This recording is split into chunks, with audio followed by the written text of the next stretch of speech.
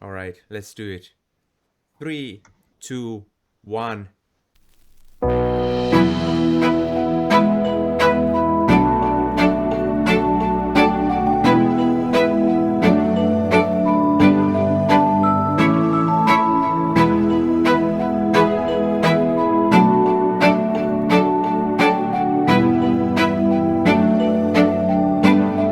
And we are live. Hello, everybody, and welcome to Clickostone's Sessions episode 10. Today we are joined by the undoubtedly the most active live tournament player from Ukraine. He is a former Gomoku World Championship runner-up, so a serious enough competitor, and a truly fun person to be around with during the events. Oleg Bulatovsky. My friend, welcome to the podcast. How are you keeping? Yeah, thank you a lot. And maybe I'm a fun person, but I'm quite a bit of nervous right now, and it feels safer just to be quiet and hide somewhere. I can relate to that. Absolutely. Being in front of a camera on a live podcast, it can be a little bit nerve-wracking. But I guess we'll get that out of the picture in a minute or two.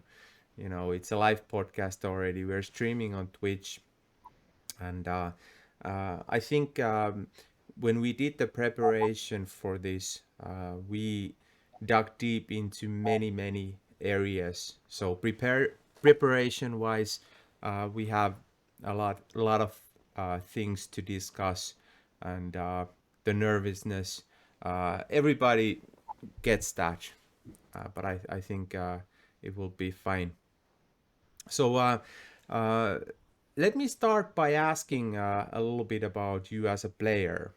So if we look at this Click of Stone sessions format so far, we have kind of had three sections. So first, player introduction, the discussions and the stories part of the podcast, and then later some memorable games as well as perhaps we can play a couple of friendship games at the end. But as a player, would you share some ideas and some thoughts about you, about how do you approach the game, and when did you start playing? Well, I guess that's quite a story because I think I started playing in 2008, and that's how much years ago? Like 13. 13. Yeah. And yeah, I guess a lot of time have passed by from that time. Mm, I think like what I like to tell when people ask me that is that I started playing uh, almost at the same time when I started studying at university. So I basically knew nobody at that time, and such happened that I met uh, four other people that we spent our time with in university times, and I get we got quite close to each other, and we still meet by this day. And one of those people, he it was a bit of boring lecture, and he uh, suggested playing like tic-tac-toe game, Right. like, but yeah, not that 3x3 one that you like most people are familiar with, but uh, that Just Gomoku one. crosses and Yeah, dots on a paper. well, actually not Gomoku, but that version on Infinite Field. Right. So we had that. paper that was graphed in vertical and horizontal lines, and you just put zeros and crosses inside those paper cells. And yeah, and we played several games, and he bragged that he found some application online that uh, uh, he spent some time playing at, and uh, maybe he wanted to show up. But I think I beat him like 4-2, so 4 wins for me and 2 for him, and it was quite fun experience to see that game. It's to play it first time in my life. Mm, so after that, well, I liked that experience, and I asked him about that application and decided to register there. Basically, are you like familiar with like contact or like Russian Facebook? Yes, Yeah, VK. yeah. So at that time, uh, it wasn't yet blocked in our country like it is now after that 2014 story. Right. Mm, so it was a lot easier to access that network. And what was fun about that application that for each ranking you got different amount of stars. So for example, you started like I think 2 stars, 2 gray stars, and after that you could get 3, and after that uh, you are getting like golden stars, like 1, 2, 3 golden stars, and if you pass that, you could get like a big general star, like it was bigger than all other stars combined. And yeah, I must confess that I have mm, some bit competitive nature, and it was very fun to start climbing that star ladder and start getting those rankings and those stars. I'm not sure if I think it's mm, a big part of me loving this game is that like you you you compete, you can get some results, you can outplay different people, and it's just in I guess in person's nature to like such things. Uh, so I think uh, I was spending very much time on that application at that time. So mm, Can you estimate the level of games quantity wise? Did you play tens of games, hundreds of games, or even thousands of games? mm, I think it's easily can be thousands. Right. Mm, I think it's quite usual way to start. It seems most people start initially that way, or bump into some club, or maybe at school somebody's showing the class Gomoku or Renshu, and then the class plays, and some of the best players continue to become Gomoku players or Renshu players. Myself, I had similar start story actually. So I was bored, and I started playing online, just uh, crosses and notes, the 5 in a row uh, game, and then very similar actually. I started playing a lot of it, and at Finnish local site called Pasimaailma, they had some things, not stars, but still ranking, and you could show that you had this many wins and this many losses, and I ended up like 700 wins and 8 losses or something something like that. after a couple of Wow, months. So you're good. yeah, and then Kari Haikonen and Marco Pellikka and few others, they were just winning me and nobody else. They introduced me to Gomoku. But anyways, it's a nice way to start. And how long that was 2008. How long did it take from there for you to actually become a Gomoku player? Mm, well, actually, there was a point, actually, a short story that during my climb at to some good ranking, I met some good player there. Like his nickname is Fracas, and I think a lot of Gmok community knows that name. I think his real name is Alexei Ritter, and he was very strong player. He participated only one live tournament, but he played a lot of online at that time, and like very authentic style of playing. It's just like he had like his own game in mind, and he was like crushing a lot of people. And at that time, I have no idea who that was, and uh, I was like asking him why he spends like half second responding to my moves and not thinking a bit more. And he was saying like, yeah, I'm just trying to make this task a bit harder for myself. So Right. that's, you can imagine like the difference in level. Yes.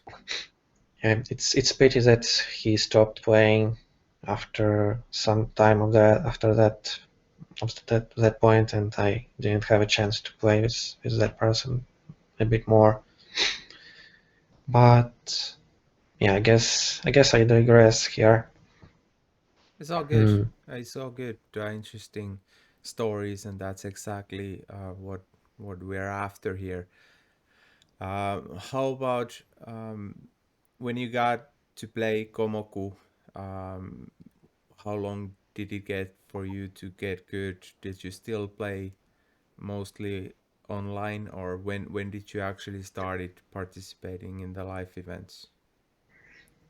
Well, I don't think that I even knew the word Gomoku for, I don't know, maybe a year.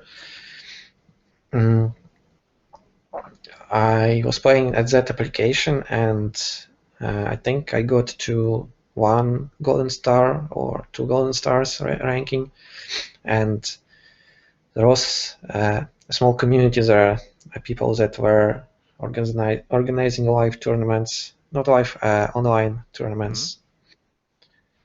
Uh, uh, I think one of the person names was like Maluin Gabasel, some Kazakh guy that owned that group, and we just played without Gomoko rules, just standard tic-tac-toe rules.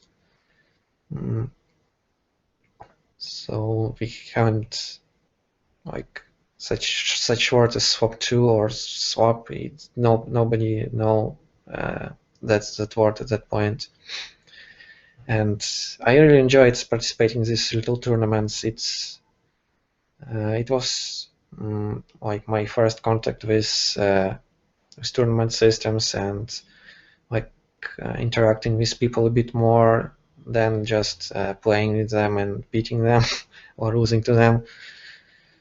So, and uh, at that point, there was uh, one one guy that was very often in that application. He was called like Alexei Skuridin, Yeah. and he's like a Ranju trainer from Russia.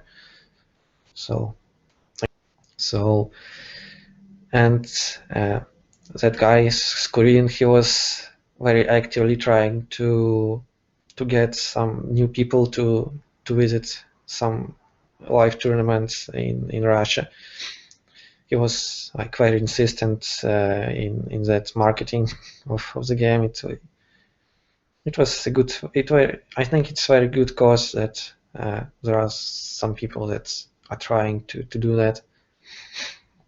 Um, and at some point he told the same to me, like, come and try Ranger, try coming to a live tournament. And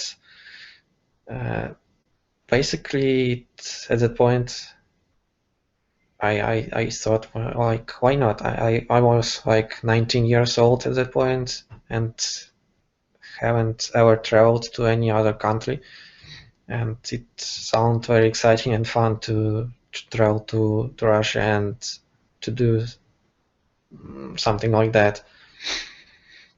So it was And actually a Ranger tournament, not a Gomoku tournament when you yeah, first yeah, entered. it's funny, but it was, yeah. Nice. Mm. So at the time, I was quite friendly with one guy from Moscow, and we decided to come to that tournament like together. So I'm coming to Moscow and meeting him there and going to, I think it was Vladimir, that city that the tournament was at, like Vladimir Open, Mm. the tournament was called. So yeah, that's like I got my ticket to on train to Moscow, and here I was traveling somewhere. Mm. It was like good time when we could just travel to Russia and not think about all the stuff that is happening right now. Right. And you're very well known as an active light player nowadays. You know, you go all over the Europe, Central Europe in particular, with your bike and just go on a tournament and then continue with your bike to a next tournament. Yeah, that's a very fun format. Yeah, Yeah, I'm looking up to you, man, on that. You know, you like the nature and you're not afraid of long distances. So a big inspiration for myself personally, you know, about the distances and endurance stuff and wilderness. So I'm a city person myself. I like to be in my comfort zone at, you know, my my place and maybe a radius of 1 kilometer. But you know, watching your stories on Facebook about visiting events, but not taking a bus or an airplane, but just taking your bike, or going to the mountains for 2, 3, 4 days, or you know, just I think it's inspirational, and I met you in many of the tournaments or events in Central Europe, and yeah, it's, it's yeah. good Oh, stuff. well, you as a person that is preparing for, I think it's marathon. Yeah. So I'm not sure if I'm so much better than you in endurance. Well, you've been doing quite long bike rides and excursions, like way longer trips than I have. So, yeah, I've been training this year some 20 kilometer, 30 kilometer, 40 kilometer runs, but they're like few hours and then I can rest for a couple of days. But if you take your bike and you go for 2, 3, 4 days, uh, I think it's a totally different beast in that sense. Well, it's like cycling is a lot easier than running because, well, at least you're like not standing, not running. You just sit on your bike, and the only thing you need to think about is just like spinning that pedals, and you're going at a nice speed. So Yeah. I don't think I could do even half marathon right now. It's like you praise me for endurance, and I can praise you for being able to do that, what you are doing with running. Yeah, thank you. And yeah, it's something I think every person needs to identify for themselves, how they want to lead their life. I think exercise is generally useful thing. And if you find something you're good at or suits you or you enjoy doing, I don't necessarily enjoy running, but it suits me and I'm somewhat at least good at it, I would say. So I think it's a good way to keep the weight down, but it's also a good way to uh, get some health benefits on the cardiovascular and whatever. And then also challenge yourself emotionally. So, like when you're really pushing yourself on exercise, whatever exercise that is, I think you're growing mentally, and it's a good way to make personal growth and also show yourself that you can do better, with a little bit of effort. And uh, and then also see examples from other people and gain inspiration, and see what other people are doing, and then figuring out, hey, um, what these guys are doing those things and they are improving. What if I try something similar or do something else? And you can only find if you can do it by trying. And I think I'm at the same time I'm talking about exercise and being in outdoors, but I'm also thinking about popularizing Gomoku and Renju now. So I'm actually talking about two things, and this content creation that we are now trying and starting this podcast. I don't know if it works out, but I see many people doing podcasts. I see many people creating content on YouTube, and I see it's very functional and useful way to popularize whatever you're into. So uh, I'm just showing that I wanted to try this. I approached a bunch of people, asked them what do they think about having a long form podcast, player introductions, and show memorable games, and just have fun, have a couple of beers at the end and maybe play a couple of games and see where the format evolves. But it's difficult to start something like that unless you actually go at it and see if you enjoy it and see if other people enjoy it, and take it from there. But I'm digressing now.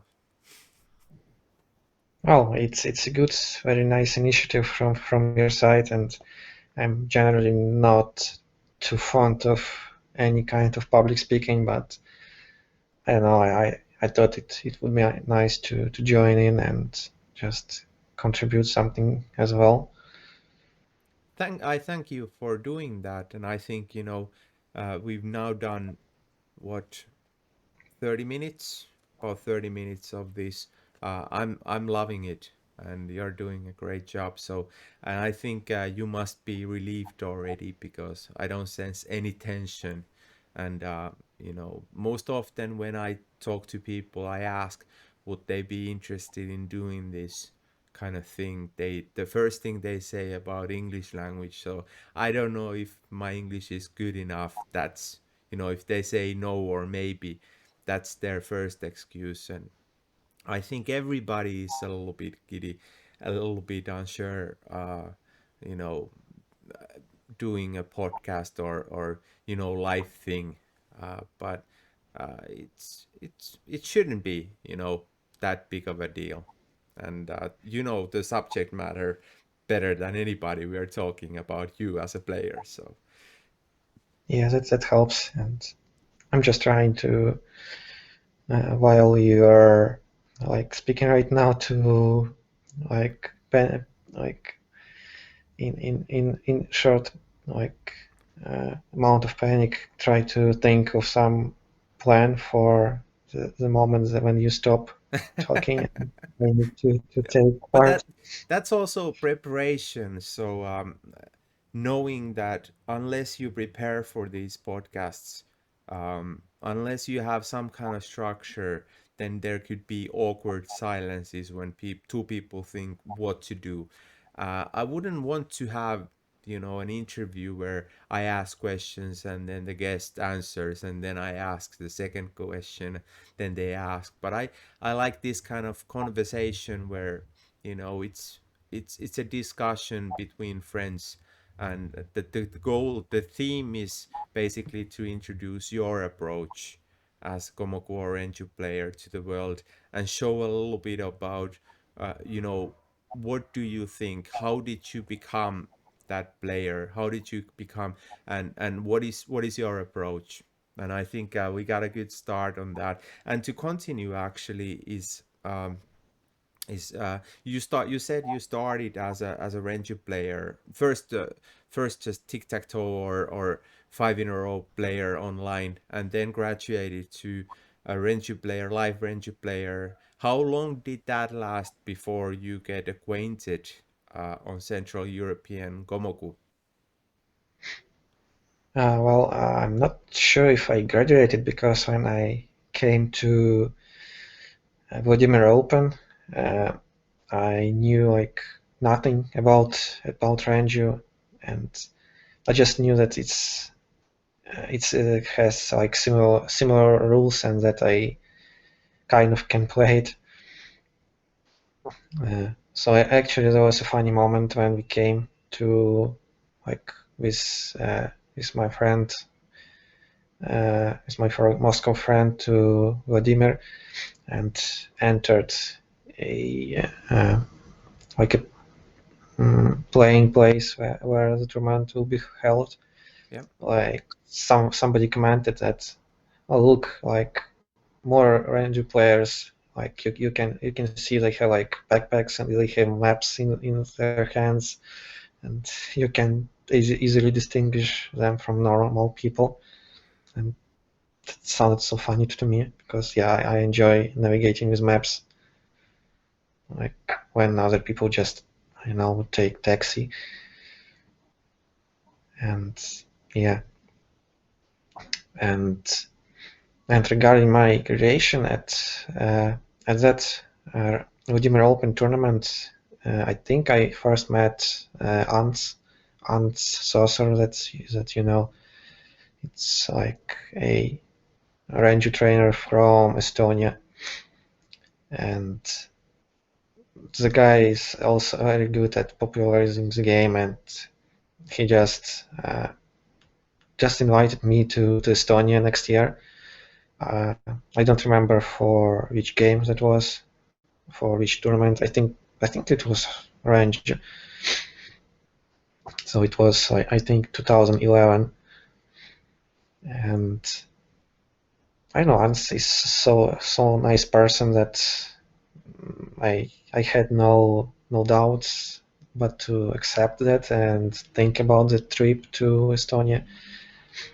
And at that time, I think you needed to have visas to enter the country. To like you couldn't just enter European Union from Ukraine without uh, some additional document. Right. So yeah, so actually ants have helped me with that document number of times, and basically opened my way to traveling Europe a bit more. So I usually like create uh, that visa, that document for a year, and like visit Estonia 1 or 2 times, like participate in some tournaments, and like I'm free to travel to other European countries as well. So basically, I think that was my first live tournament at 2011 when I came to uh, Estonia, and after that we embarked the I think the ship, and we traveled to Stockholm. It's I think it's one night of trip, and uh, there was I think it was some seventh or sixth world championship held in Sweden.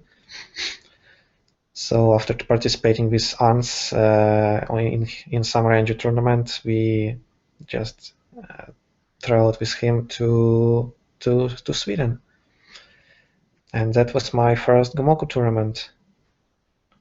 That was the point when you can consider myself like live Gomoku player.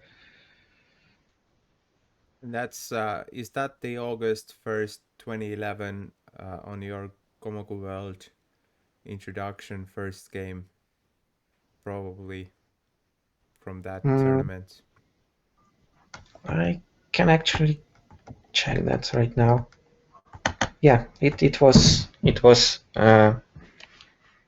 mm, my first qualification tournament for that championship.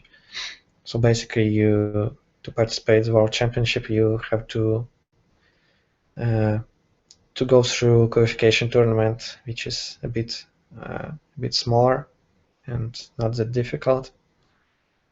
And if you, uh, yeah, and I think 5 or 6 first places from the tournament enter the finals. And I really wanted to do that to qualify to the finals, even considering that my experience in game was like maybe 2 years at that point. Have you played all the qualifications, Komoku World Championship qualifications since 2011? Sorry? Have you participated the World Championships and the qualification tournament every year since that as well? Oh, mm, yes, it is like a funny story that indeed I participated in almost every qualification except for one, and mm, and the reason that I wasn't participating in I think in 2015 is that World Championship for 2015 was held in Russia, and it Ah, was yes. right after Yeah. all that story uh, Yeah, regarding. I didn't mean to bring that up. Yeah, I tried to keep this as non-political as possible. So that's actually yeah, the only only you topic I try to got it right. avoid. Even religion or anything else, I'm fair game, but uh, certain political stuff, I Yeah, try to avoid as much as possible. yeah, but it was a big pity because in 2013 uh, I did file my next qualification, but I actually won B tournament, and B tournament I think is like there is two main tournaments in World Championship. Is A tournament when like where like 12 best players come, and B tournament where all the other players participate, including those that didn't pass the qualification. Yes. And yeah, the nice thing about 2013 was that winning B tournament granted you place in finals of the next World Championship, and I I think I worked quite hard to win that one, and I did succeed. And I was very happy, and it was big pity when in 2015 I just couldn't go to the World Championship because of that stuff, and just my place Forfeited. was yeah. Yes. or yeah, I would think that you could negotiate with RIF or the organizers to postpone that place, but I'm not an expert, so I think there are maybe some options, but not necessarily. So I don't know. Maybe there was options, but um, like I think I still could go probably. It's didn't feel like comfortable to do that. understandable. And so after 2 years after that, 2017, you played quite well, and 2019 amazingly. So I think it was 2017. Uh, we met in Prague, right? We probably met in some of the tournaments before in Estonia or Central Europe as well. But I remember, was it 2017 when we did the long trek around Prague? Yeah, I have no idea actually. I think it was probably the World Championships 2017. I might be mistaken, but I liked it. I was training for a marathon, and you said, yeah, let's go for a long trip, and we did we did a nice one. You took a bike, and you were the map reader, so I didn't have to do anything else but just jog and watch the scenery, and it was really good. Yeah, it feels a bit of like cheating that I had a bike and you just had to struggle and run all that way and Yeah, but it's so much easier to do that, when somebody else is in charge of the where to go, basically. So when you're tired, you don't want to be concentrating on reading your Google Maps or whatever. You just want to enjoy the pain. So did you enjoy playing? I did enjoy the pain, and I love Prague. It's the scenery is awesome, and there are some fantastic parks. And I think that the trek, the road you chose, it was just superb. So I have fond memories on that, and thanks for helping the preparation, and that was a good way. I think it was a day off from the tournament or something, and Yeah, yeah. yeah, I do enjoy like choosing such park roads in different places. So I think I'm more of a park person than a city person. Yeah. So you did pretty well in that, but then 2 years ago, 2019, I remember before the Komoku World Championships, it was either Czech Federation or the Komoku World on Facebook. They made a questionnaire, who guessed the winners. I think the top three places for the 2019 World Championships, and I listed you as the winner, and All right, yeah, people were laughing at me. Yeah, right. Jussi is doing some crazy, crazy things. And what do you know? You were the second place. You were the runner up in the final of World Championships. So I wasn't that far off. And yeah. Well, mm, I think I had very like some lucky moment there. perhaps, yes, perhaps there is an element of luck, but finishing finishing second on a World Championship final A tournament in any sport, you can't get there just by luck. So um, it's nice to be modest and have humility in that way, but I think it's a great achievement. You might win the championship, I think, as well, but definitely potential in that. If Do you have any ideas when it comes to uh, why would you be lucky? Were there some specific games where you consider uh, that was particularly lucky? Well, if on top of my head I can think maybe at least one such game, and mm, in another game I think uh, preparation helped me just a bit, and in another game I think uh, it was with Gergi that Gergi just I don't know could have chosen better moves and won. I don't know. It just feels. Do you know about imposter syndrome and Ah, yes, yes, yes. Every time I'm doing this podcast. okay. Just kidding, only half kidding here. But yeah, I know the term imposter syndrome. Mm. Yeah, but yeah, I actually agree with you a little bit here.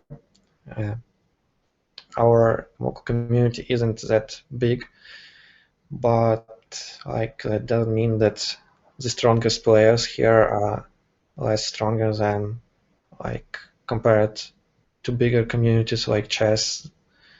Like I'm not sure how big the difference is between beginner and a good player in chess and here, and I think it might be not so great of a difference. What do you think?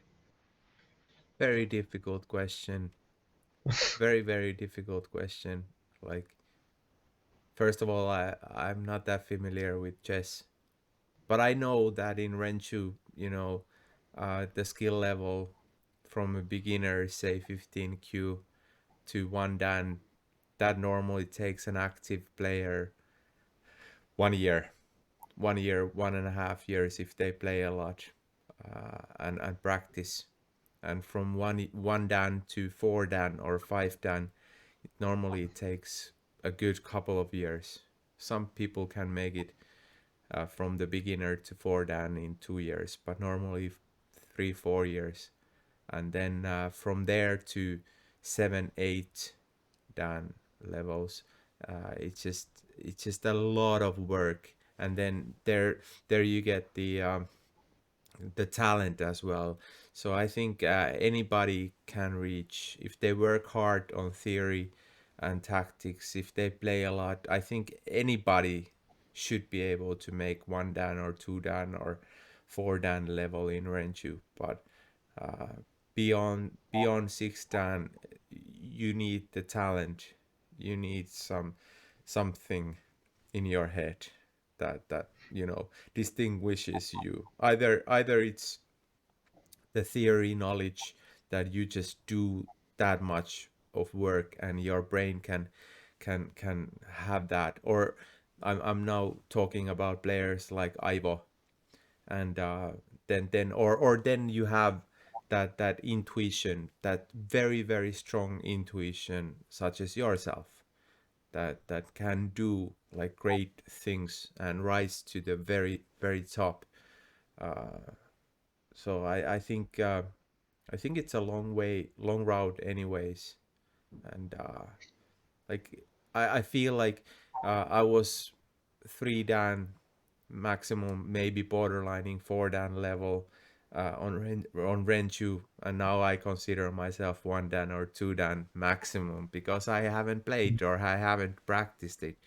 Uh, but like if I wanted to put all of my effort on getting a good as good of a Ranger player, I might hit five, but I don't know if I could do any better than that. And I don't have the time or like inspiration to actually put all of my free time learning Renju theory and playing, playing and playing and playing and trying to be good.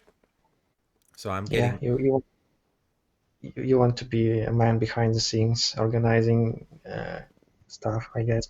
for sure. And like I think I get good feel, and I get uh, gratification on helping promoting the games, helping grow the communities, helping creating structures for enabling better future for future generations, and helping communities. And now I feel like if if creating content, at least starting something, maybe this is inspirational for future YouTubers, for Gomoku or Renchu. And I'm not the only one. So Dima Epifanov started a couple of months ago, pretty much the same time that we were talking about doing this Click of Stones thing. And there are some Vietnamese people doing content, some Koreans doing content, some Japanese doing content. Last week's episode, Nobuhiro Fukui, which will be released tomorrow. By the time, if you're watching it on YouTube, you can see the link there. So Fukui is having his channel. Go and subscribe.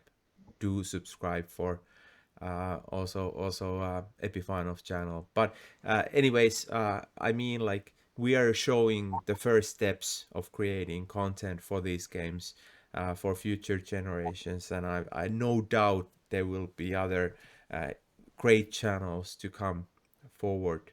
And I get pleasure just helping the communities, and I love it so much when I go to an event and I see 20 people, old friends there. It's just fantastic.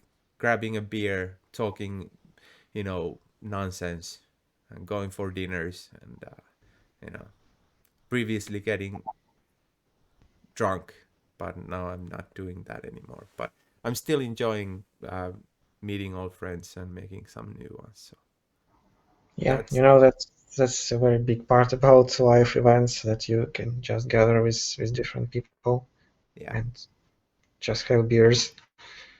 yes. And I still like playing, and I still like competing. So like, it doesn't matter to me even if I'm not the strongest I ever was, but I can still join in a competition, a tournament, and try to do my best. And I can even do that with Gomoku, and I have done it with Gomoku. So even if I don't know how to play Gomoku at the contemporary swap to level in live tournaments, you go in Czech Republic or Poland or Hungary, you join these live tournaments, and the skill difference between the good players and novice players such as myself in Gomoku, it's mad. It's so big. So there's very little chance, but there is always chance to win. And if you play swap 2, you can always kind of evade the theory by placing the two moves. So I think that's a good way, as opposed to uh, the Gomoku that was when I started playing 2002, 2003, when there was these long openings, and that's it, you know. And I think, correct me if I'm wrong, but I have gotten the impression that you know you're not doing a whole lot of preparations. You do some preparations for tournaments, but you're more like intuition player. Mm, well, actually, it depends on the tournament, because for World Champion final, I was very motivated, and even in qualification, I had to check each game of my opponents, and um,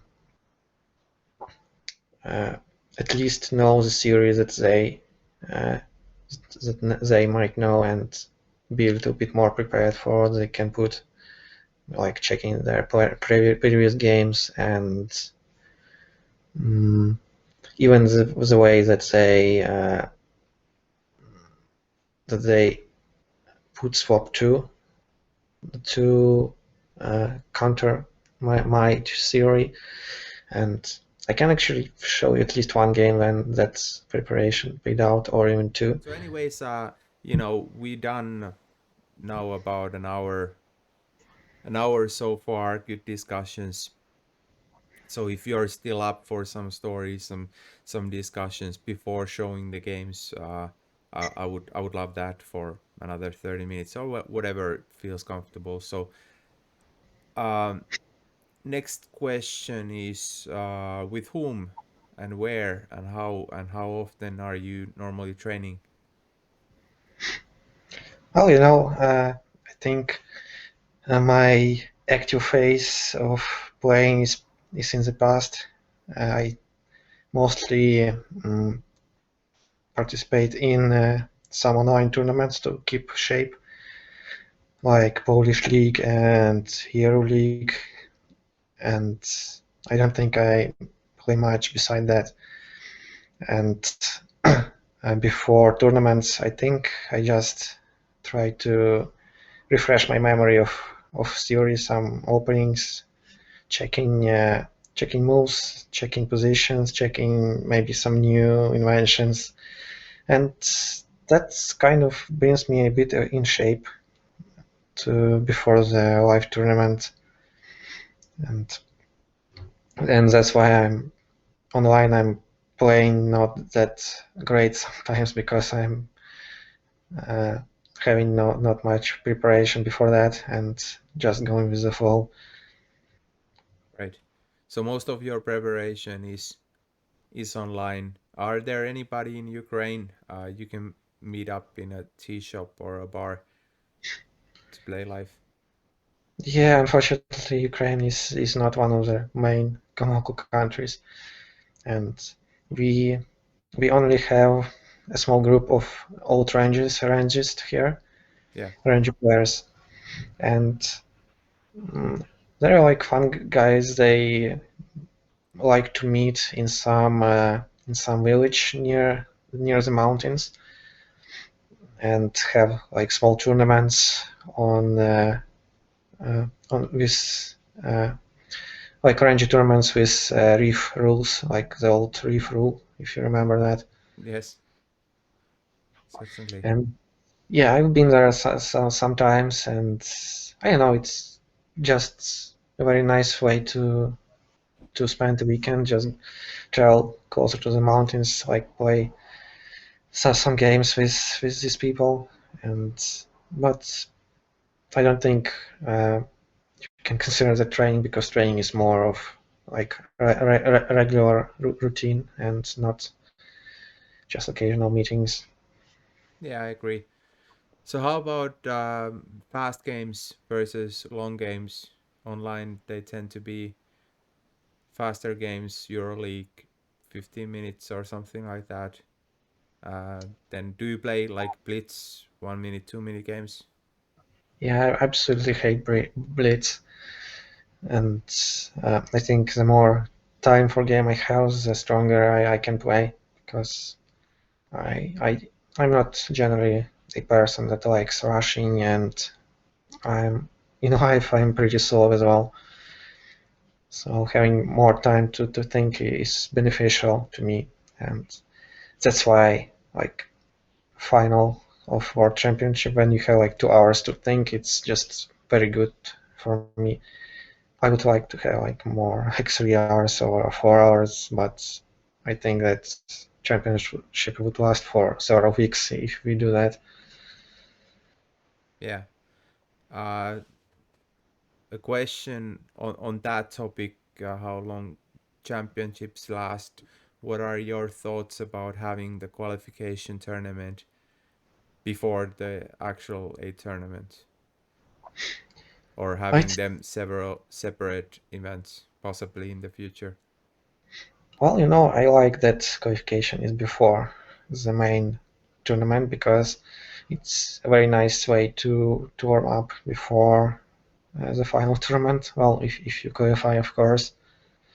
But you're kind of forcing to use your bullets if you need to qualify. It's not like warming up, let's just go for a jog. You have to play it, to win it, and then you might exhaust all your preparations there. Well, like qualification is usually like 8 games, and that would mean only 4 times that I need to use some of my preparation, Yes. because other people mostly use their preparations that Yeah. you could possibly not prepare for because it might be anything. Yeah. So it's not too bad, I don't think. Good. Understand. Understand. So yeah, in that sense, I like longer times as well, but there's not any online tournaments with very long time periods. I know 10 minutes is not too bad, I don't think, but is it too short for you? Yeah, I like 15 minutes. I would rather play 30 minutes games.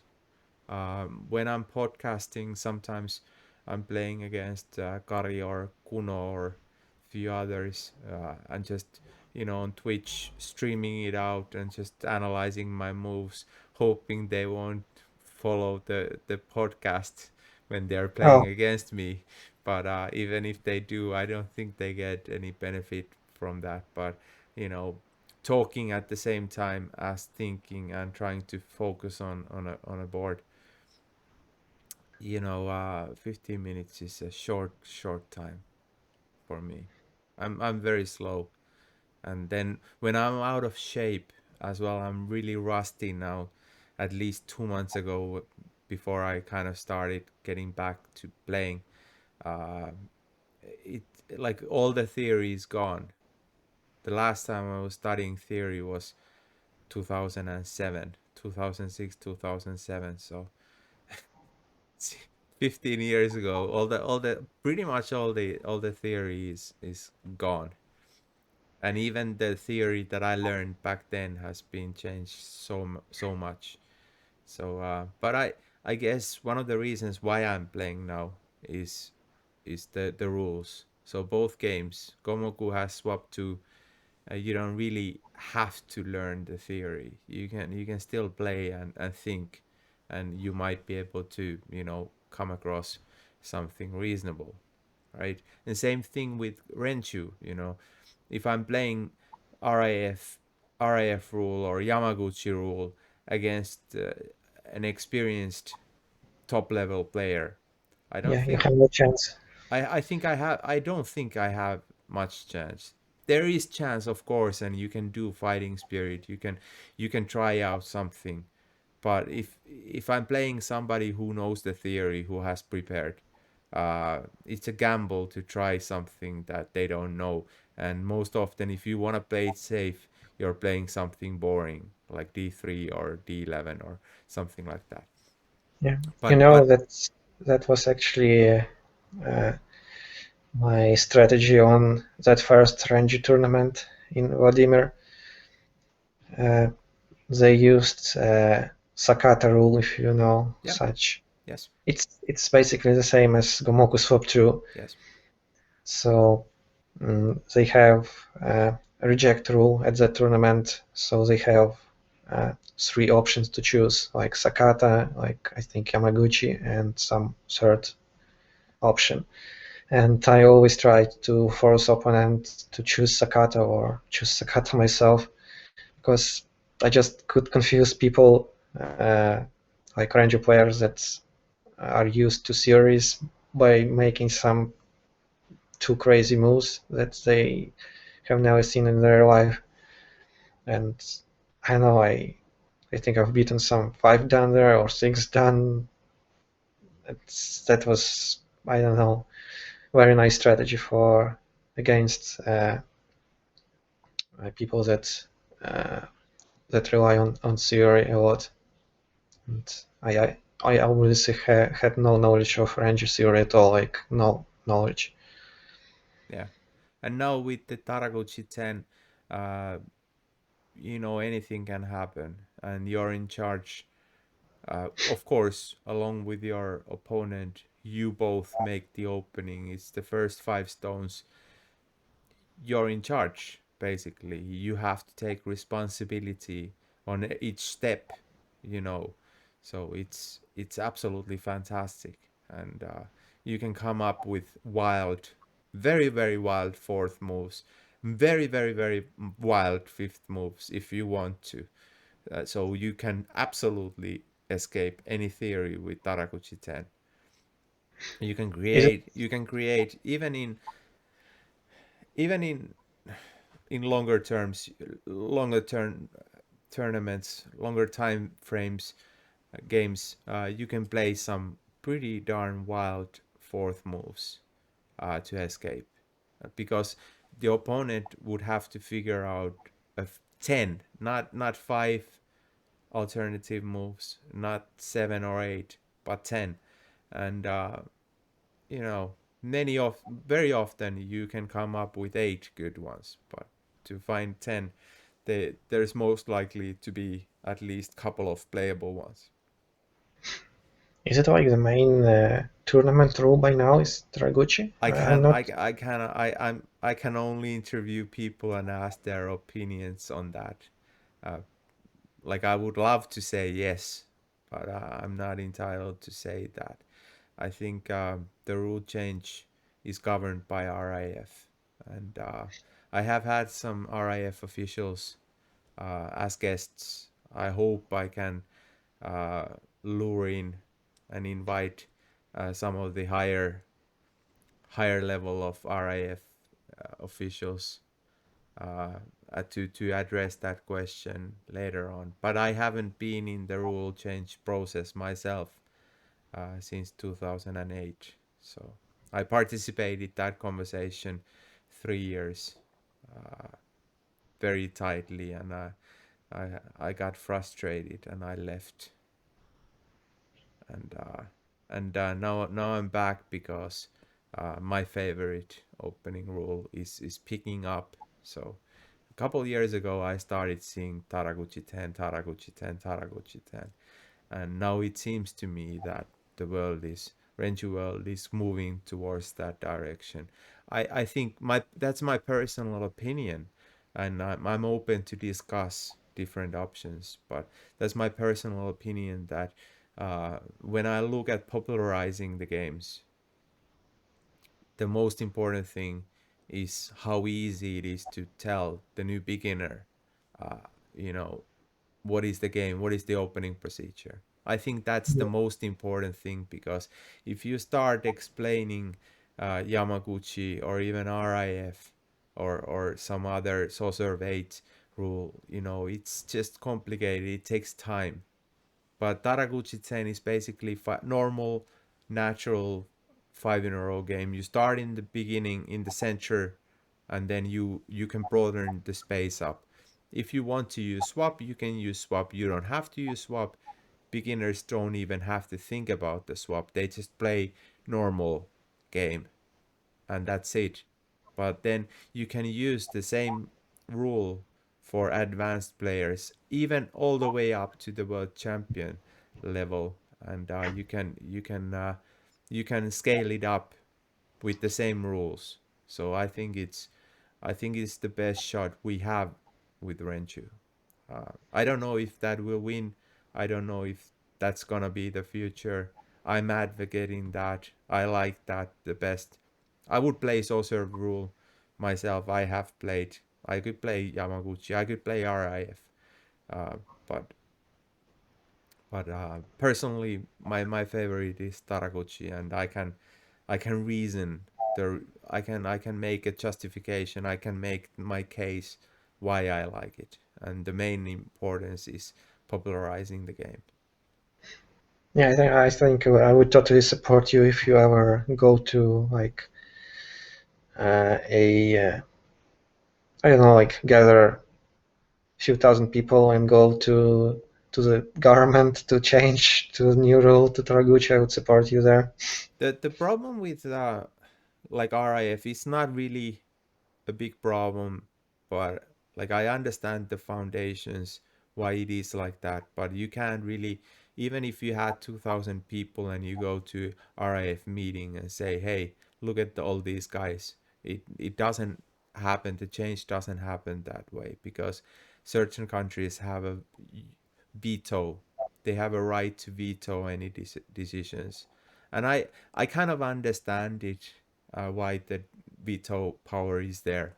So back in 2006, we were advocating very heavily Taraguchi 5 back in that time, and Japan used veto or threatened to use veto all 3 years, where I was participating, and I just got frustrated because of the veto thing, and I said, fuck this, excuse my language, but I pretty much said like, yeah, I'm done.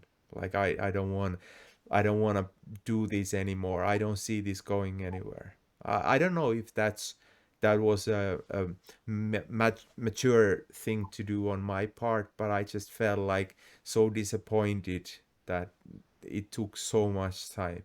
Now I'm 40, and I think of maybe a little bit different than when I was 25, right? Or 26 or 27. So maybe I would act a little bit different now than I did when I was younger. But I think I would still get frustrated. And that's why I don't want to be, an official in that discussion, because it takes years and years. And I understand why it needs to take years and years. But this is my way to show my, in a sense, my reasoning and my favorites. But it's not about me. This podcast is about the guests, and talking about ideas and approaches. And that's why I've been asking this question about the rule change, because it is an important, it is a paramount factor, for Renchu, for the future generations. And I just think that the best chance for the game to be popularized is with Taraguchi over the other ones. And I don't know, maybe some people don't want, like, honestly, I think there are some people who don't want Renchu to be like mainstream game. I think some people want. I know that some people want Renchi to remain a few hundred player or a few thousand player global community. They don't want to have Renchu, as in hundreds of thousands of players or millions of players. But I do, and I think there is no reason why in 5 years or 15 years we wouldn't have, significantly bigger Renju community or Gomoku community in the world than we have now. And I can justify that by just showing the the the numbers on Korean Omok YouTube streams. Um, I have recently found out that there are some uh, Omok channels with videos, Omok videos, just simple 5 in a row game videos with 500,000 views, 200,000 views, and channels subscribers 20,000 subscribers, 30,000 subscribers. So I'm like, yeah, potential is absolutely there. Same goes with the Vietnamese version of the game, Caro, and they have some mad numbers as well. I think some videos like 800,000 views, generally speaking 50k views per video. So we don't, like, for Enchu or Gomoku, we don't have that kind of numbers in Central Europe. I don't think even globally, besides maybe China. But China and Chinese social media, they're using different platforms, so it's very difficult to say what are the numbers there. But I would love to see Gomoku and Renchu like big things, like in chess or Go game or backgammon, or big global things where there are money involved with tournaments, and people teaching for living, and like exciting content creation on YouTube, different kinds of things. I would love to see that in 20 years. And Do you think, yeah, do you think it's a good idea to bring money into like this game, like big money?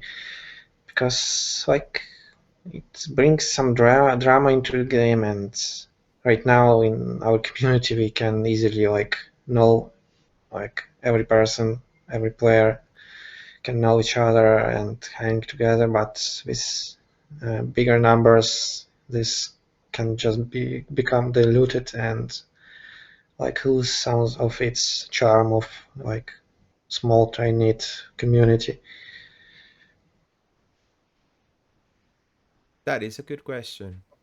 That is a good question. I've heard that before. I don't think. I think it's just different, and I think there could be, local clubs, local communities, and even if we look at different sports, I think the top level will always be, a tight knit community, whichever sport that might be, you know. So if you look at UFC, MMA, it's a big phenomena, worldwide phenomena, uh, and that they have their community, whoever are in the top levels, um, or let's say poker, that is or was a really big thing 10 years ago, online poker or live poker, and it's it yes, it's not a small thing, but it can be still something nice. We don't know what it is. Or let's say snooker.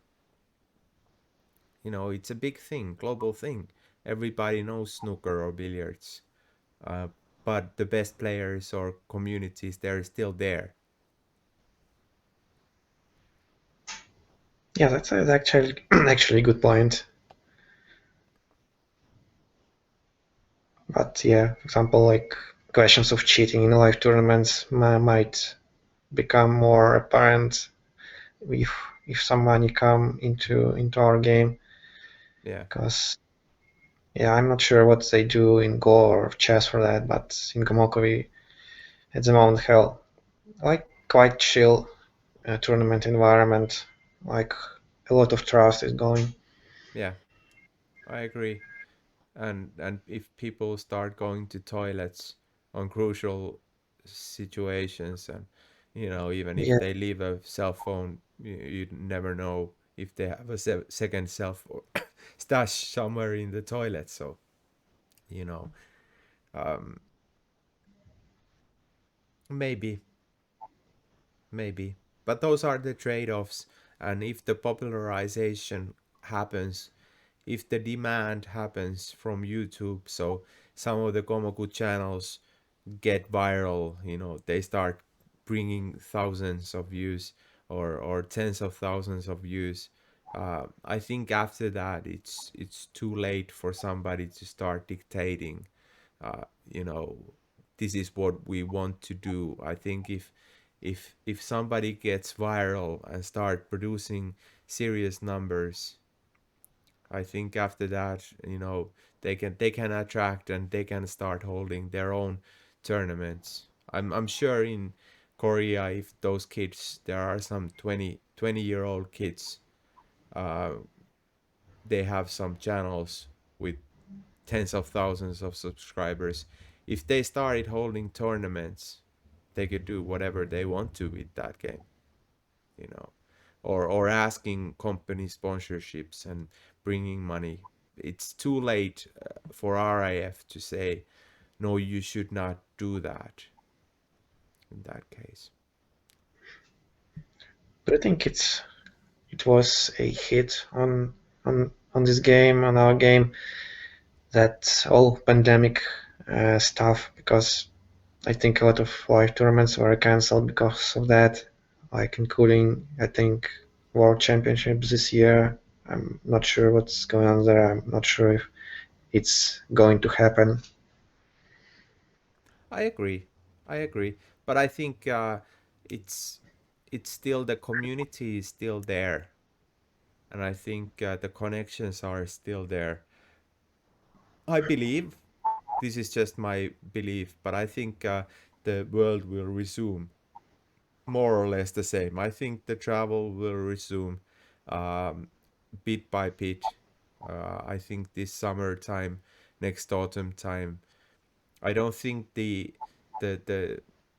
COVID itself will go away. I think it will affect the world and travel and economies for years to come.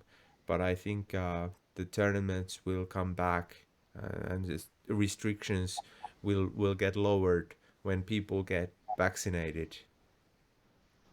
That's just what Yeah, I believe. yeah, like very sad thing. Like aside from me not able to come in 2015 to World Championship was that I actually planned to hold a tournament in my city, mm, like previous like spring, at that exact moment when all this pandemic stuff happened. So I basically had a tournament hall ready, had like boards ready, almost ready with cogs and other inventory, and like this also situation happened, and we had just to cancel because nobody from abroad could have come because of Yeah, it was like very unfortunate timing for me. yeah. So maybe in a year we'll get a nice tournament in Ukraine. Yeah, would you come? Sure, man. If I'm in Europe, I'll love to visit. Absolutely. Come on, it's not an answer. Like if you should, if you I'm you on know Earth, then you in come. on our prep I shared you that I I applied for as an exchange student, student exchange to Korea for this fall. So I don't know if I get that. If I get that, I'll go to Korea for 3 or 4 months and explore Korean omok and study to become a teacher there. Actually, So you can try like popularize something there, like connect Korean players with European community maybe. Do you think absolutely. that's possible? And some of them have participated in Estonia a few times. So I have some Korean friends in the communities. So I'm looking forward to strengthening those relationships and have fun and just get to know Korean players better. But it's too early to say. I don't know how long the application process will take. But I have a good feeling that I might be there for a few months this autumn time, and then Yes. if I do that, I'll probably then go to Thailand for a couple months as well afterwards if I can. So that might be my winter next winter. If I can escape Finnish winter, I'll do that. Yeah, that's actually sounds very like a nice half of a year for you. Let's see how it pans out, but yeah, that's my preparation now, and I'm looking forward to continuing these podcasts. I have no idea how I would able to do. I can't I can't take my studio with me. So if I'm staying in a dormitory, I can't build a studio there. I'm pretty sure, but um, I like to see where this content creation and these long form discussions go. Um, I can't promise I will do every single week an episode, but maybe I can do every other week or something like that. I know you can just take a camera to the beach and look all professional, and I don't know. Yeah, they have some nice boards. I've discussed with some of the Korean players. They are selling some nice boards, so I don't think I will necessarily bring a wooden board with me, but I might buy a few, bring back to Europe. So we'll see how that goes. Oh, Yeah, uh, okay. yeah, I hope it works out for you. I'm sure it will one way or the other. And yeah, yeah, Korea would be nice. I've never been to before, so and student exchange programs are fun. So I'd like to experience that again. But yeah, hey, back to the interview or the discussion. Oh, yeah, right. A couple more questions. Of course, if you have stories or other parts you like to discuss, we can go on for hours. But couple points here that I normally ask guests. What kind of ambitions do you have for the future as a player, and what are you looking to accomplish as a player? Well, I actually wanted to participate in a World Championship this year, but since it was cancelled, I don't know. I just want to participate and show some better game than I did in previous one. Well, maybe not uh, in terms of preparation, but in terms of uh, maybe doing better job at the board, not making terrible mistakes or like I don't know, performing some good moves. Uh, just to be satisfied with my performance because I usually am not. And well, obviously, I want to show a good result as well, but like perfecting my game is quite a good ambition. As I think. Nice. I like that kind of approach as opposed to result oriented answer. So that's a good way to Yeah. say, Well, summarize. Want to improve your game and perfect what you're doing at the moment, and then the results will come as they come. yeah, exactly. Nice. How about biggest mentors or teachers or biggest rivals over the years? Name dropping, Well, please. well, I don't think I ever had any teacher because I'm mostly I don't know by in life I'm uh, more of a lone person, like doing by myself. But I think throughout the years, uh, a big part of this was my participation in EuroLeague as part of our EuroLeague team that you probably know, like the Lords of XO, and our captain, uh, Alex or Lamaza. I think he motivated a lot of my improvement because uh, when you have some, I don't know, team spirit, team responsibility, you have to do some better job than just playing.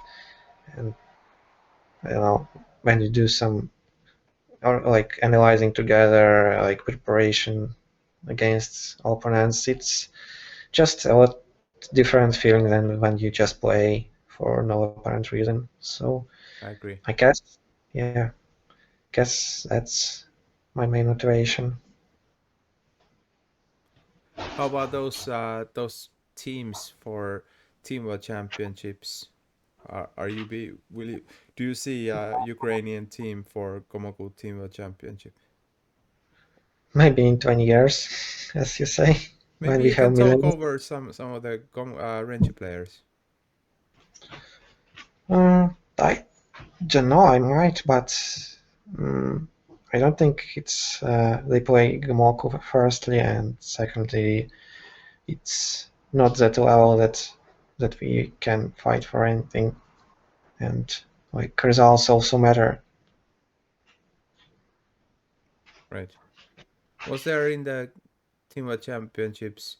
Was there an international team as well? Is it possible, or is it just some random team championship, team events where I remember having international teams as well. Yeah, I think I participated in two team championships, and funny story about one of these was that I somehow ended up in as part of the Hungarian team. Not sure how that happened, but it still counted as Hungarian team because there wasn't like any clear, clear rule about that or something. And I think they renamed it now Hungary plus Ukraine. But it was very funny when like people were referring to me uh, like uh, like a Hungarian citizen, jokingly. Nice. Yes. I have a similar experience by joining as a reserve player for Estonian team in Sweden team championships when I was on a cruise ship to Stockholm. So I basically showed up and the tournament was over. I took my medal and went back to the boat. Yeah, that's great. That's the only Renju medal I have. That's not Was it? that's that's not actually true. Back in 2008 on Team World Championships, the event we hosted in Helsinki, I got the worst player trophy. Oh, that's a great achievement, I guess. Yes, I lost a game in 5 in a row game for I think 6 moves, Oh, which is pretty bad. is it possible? Yes, yes.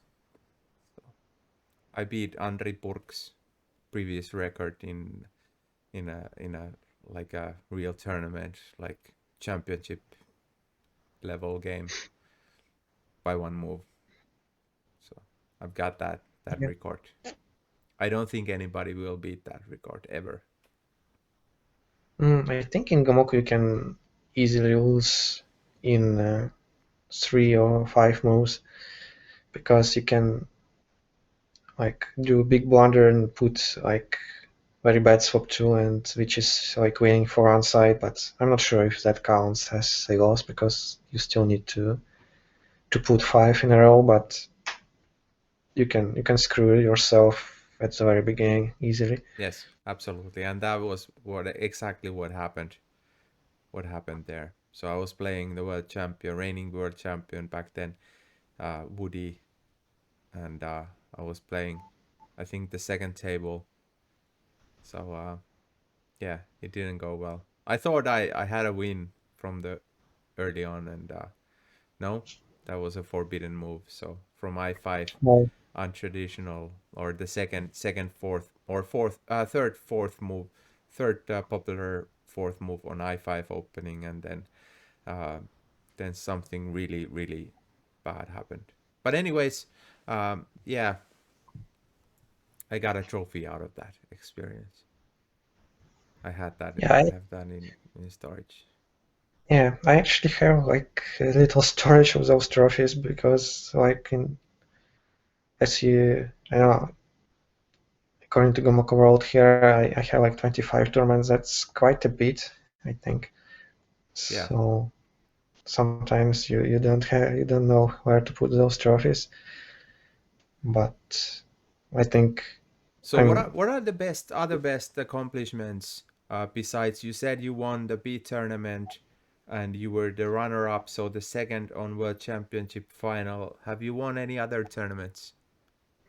yeah, those two were like my proud moments, and I think the third I can say that it was I think some Polish tournament when I won, and it uh, like interesting thing about that was that it was joined by Artur Taniola, that guy that won one of the world championships. Like he was retired by the time, for a few years, but he decided to join that particular tournament, and it was very fun to play with him. And obviously, it was more of a fun for him, but yeah, I managed to win that game. So I think it was very fun to become Polish champion when among like another like 10 or 12 Polish people. So I have trophy for that one as well, and it was very nice one. Nice.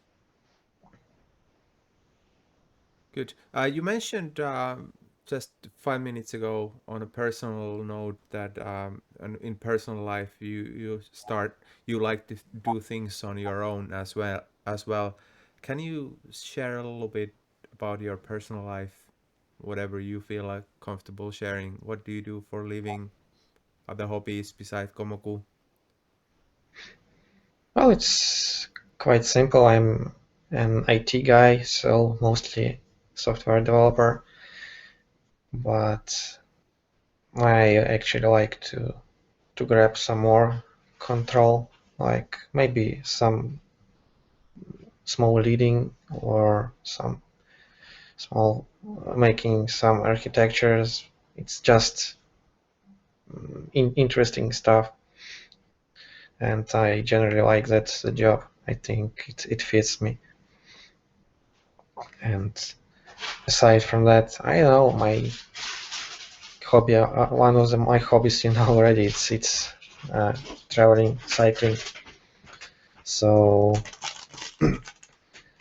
uh, I actually wanted to share some of my cycling stories, if we have time for that, Yeah, absolutely, man.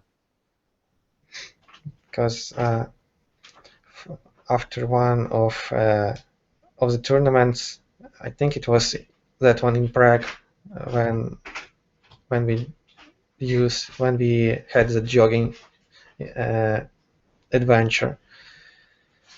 So you remember that I had my bike with me. Yeah. So after the tournament, I'm not sure if I usually plan these trips, but my rough idea was that I want to go to Austria somewhere, because I love mountains, I love nature, and Austria is perfect country for that. So I just after the tournament ended, I grabbed my bike and bravely headed like south to Austria. And fun thing about that it was very hot that day, and uh, I decided to enter some bar, and they had like the most taste beer that I ever tasted, because it like was like, I don't know, 30 40 degrees outside, and I just had maybe 2 beers, and probably that was not a smart idea, because sometime after that I started feeling like dizzy and uh, just not generally good, and I knew that something is wrong. That was Yeah. So that's dehydration from the heat, and then alcohol is not really good at that. Yes. Yes, that was terrible idea, I guess. So that day I somehow got to some children's camp site, because I needed to pass the night somewhere. I think I'm generally scared of those kids, because some guy on bike with, well, throwing out periodically, and only one girl knew English from that camp, so like she borrowed some water and some, some wet blanket to me, and it was very nice to me, I guess. It must have helped, and I just camped outside that that ground because they obviously couldn't let me in. And what I remember is like some thunderstorms started at night, and it was like lightnings. It was uh, like thunders. It was very atmospheric in that tent of mine. Like when you hear like the rain pouring on top. So aside from my state, it was very nice memory,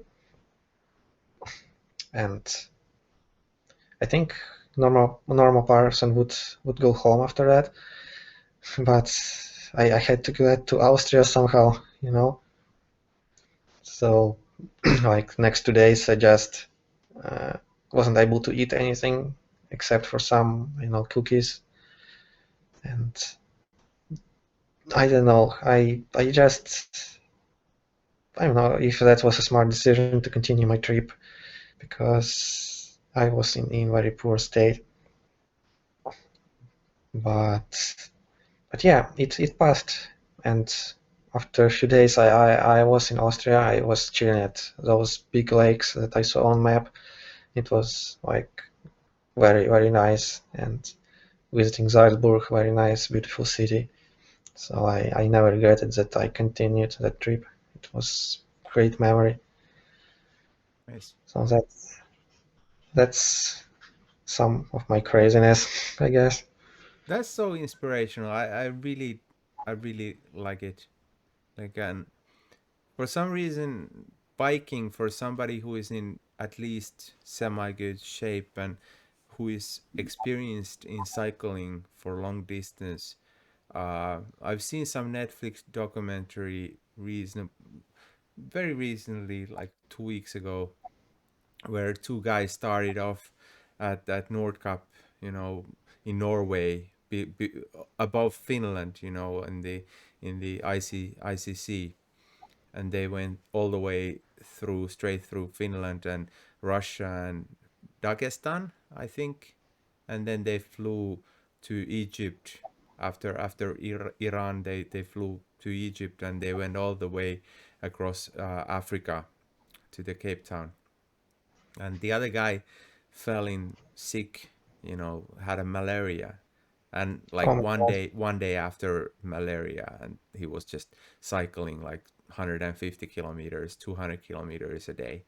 So I guess cycling, if you're in good shape, you can do that, but like it sounds absolutely terrific, when like if you're a normal person, to think that you're sick and you can barely move your muscles, and then the day or 2 days after that you can just go on and like continue that kind of adventure. So, and I couldn't think of myself running, if I'm in bad shape, but like I'm taking a week off before attempting anything, you know remotely like that. But you know it seems biking is still possible. Yeah, it's generally easier, and it wasn't about getting stuck somewhere in Africa. It was still like Czech Republic, so Yeah. it was a bit more tame there. So I wasn't too afraid to uh, get stranded somewhere in the jungle. But yeah, generally like general exhaustion was present, and it wasn't perfect. But I don't know, when you like travel for continuous amounts of time,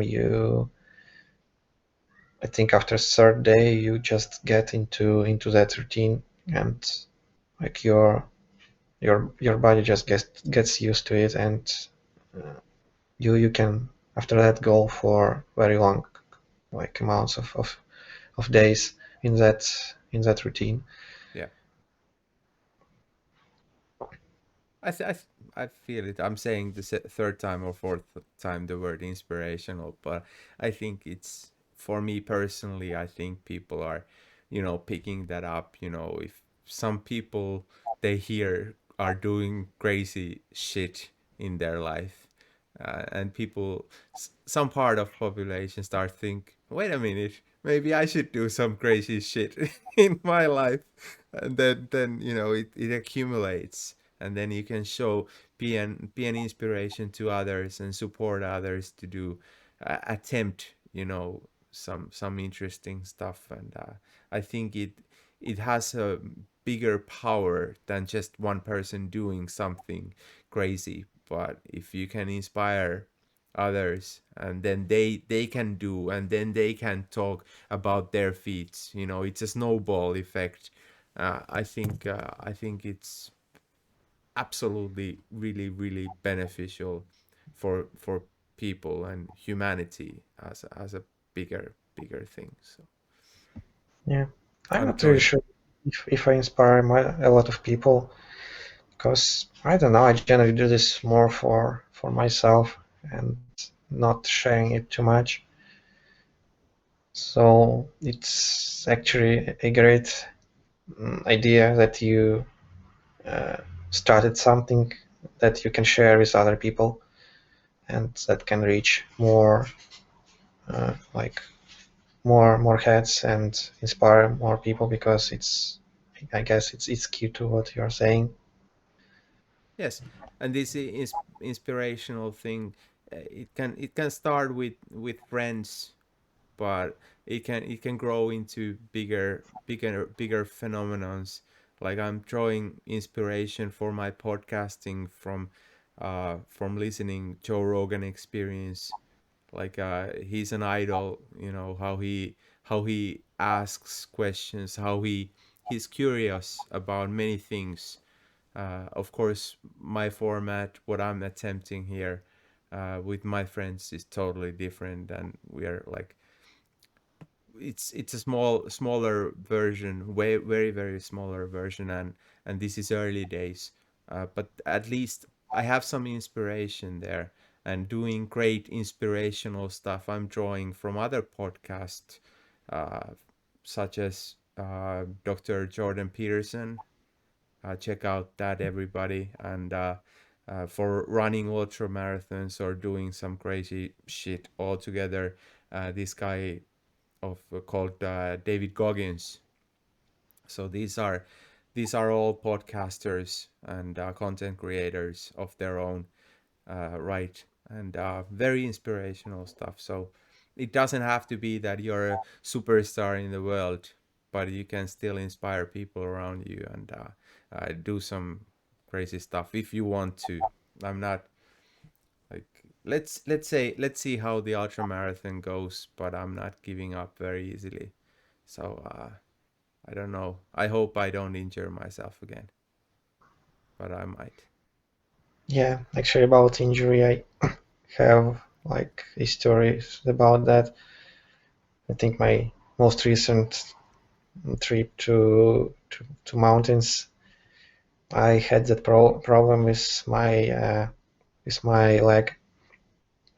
Do you know that ligament on the side of the leg that I think connects uh, knee to your ass?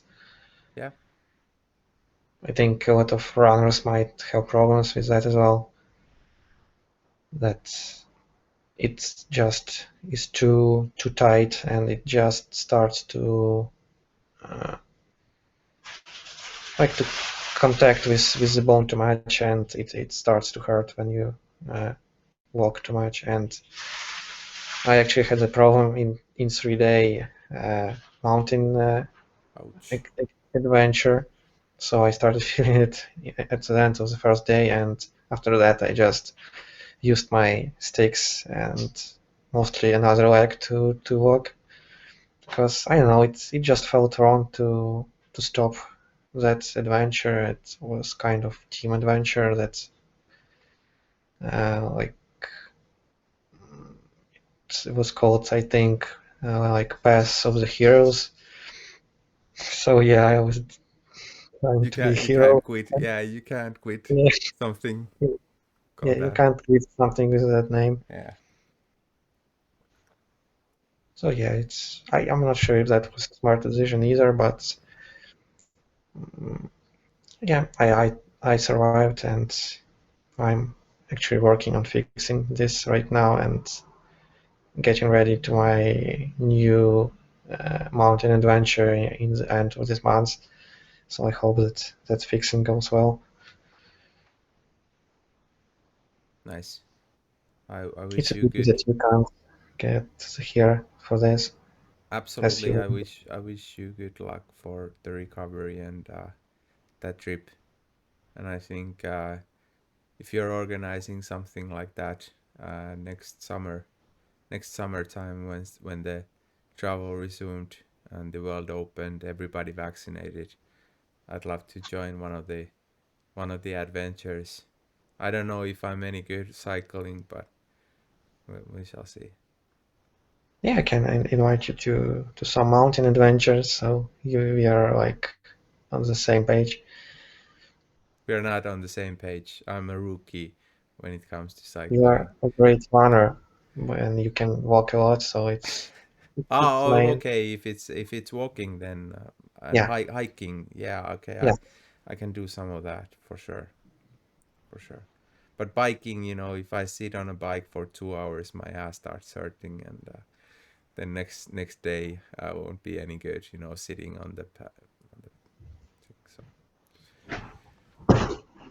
I guess that's for all beginners. You have to get some experience on a saddle before you can do that for long term, right?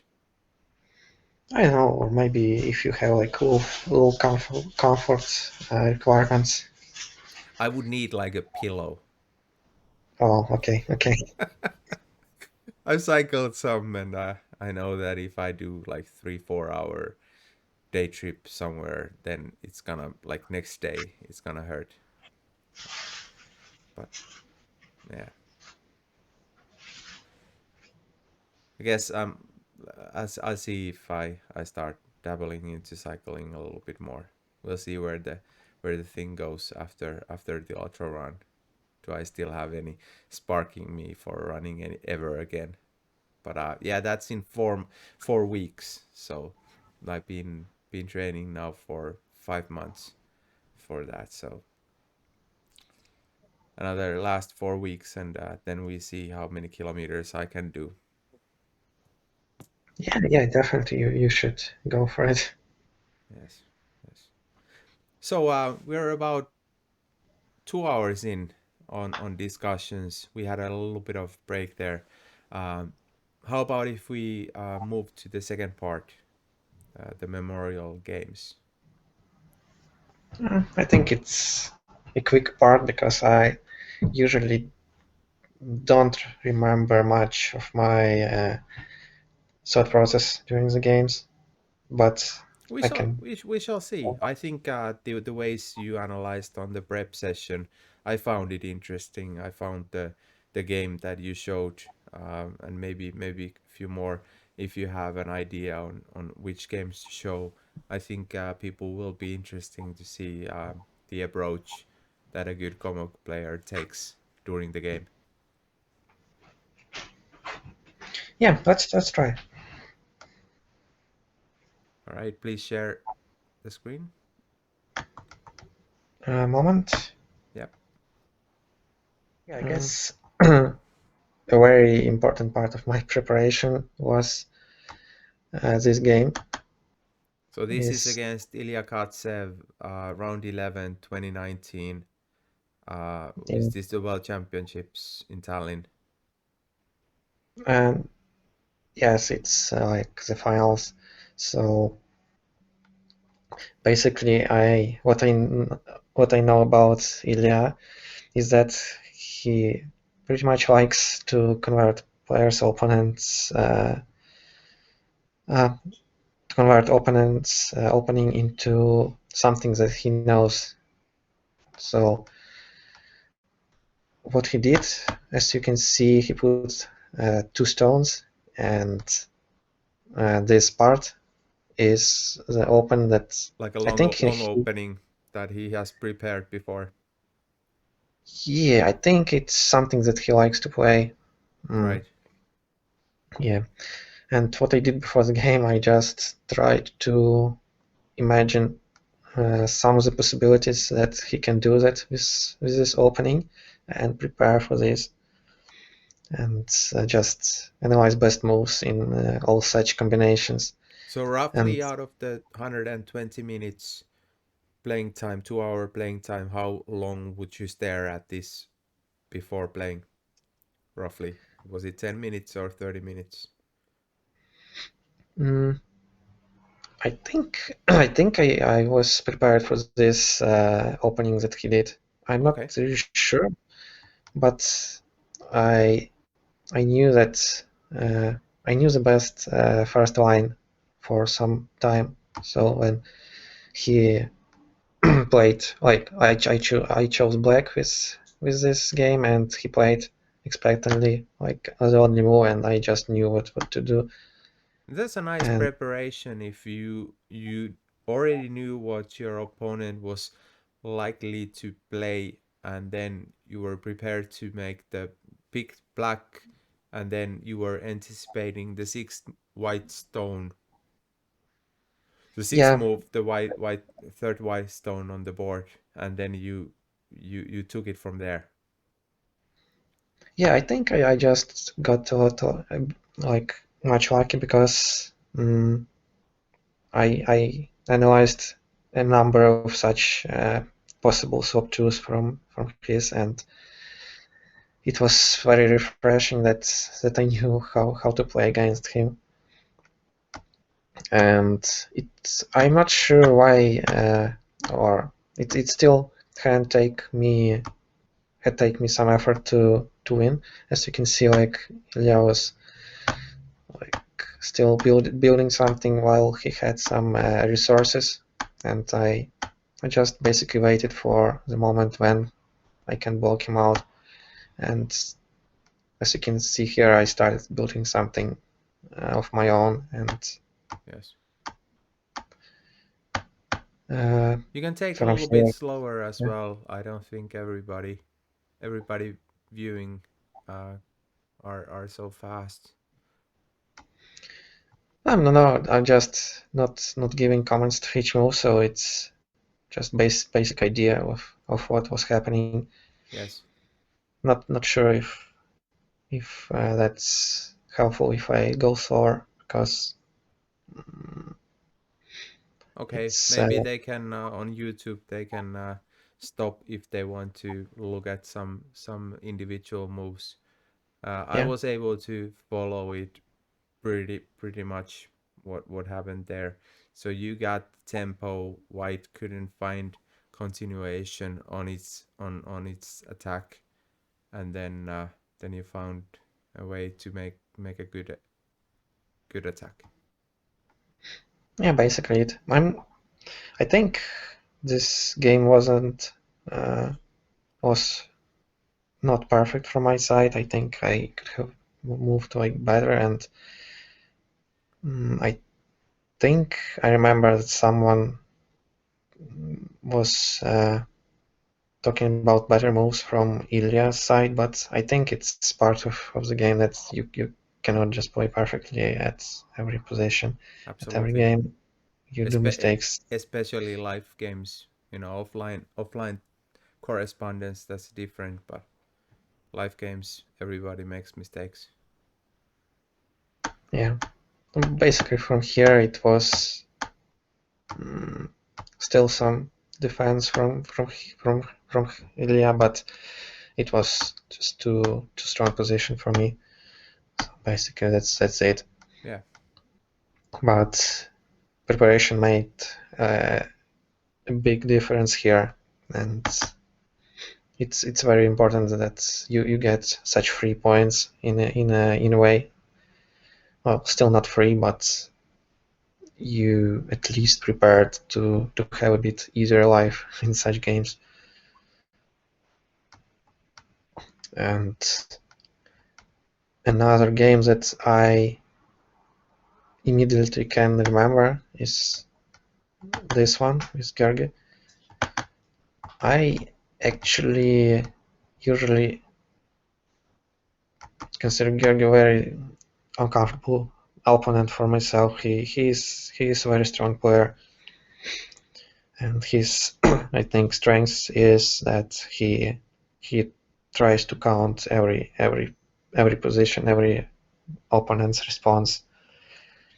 So when you play against him, you must understand that each move that you make, he already counted that, and he probably knows how to respond.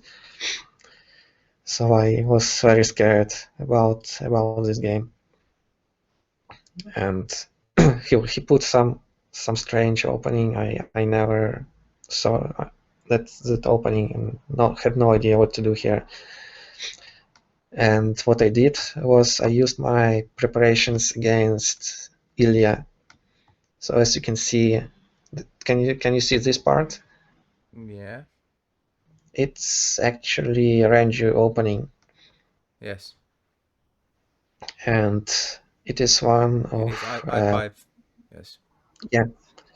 And Ilya very have participated in a lot of Ranju tournaments, and he actually very knows this opening quite well. As most So Russians do. yeah, and uh, his idea usually is do like this, like convert opponent's scheme into this small part that he knows, and just have two stones somewhere that probably not interfere with this position very much. But there's a problem if you play because many of the Renju theories uh, go way beyond the board.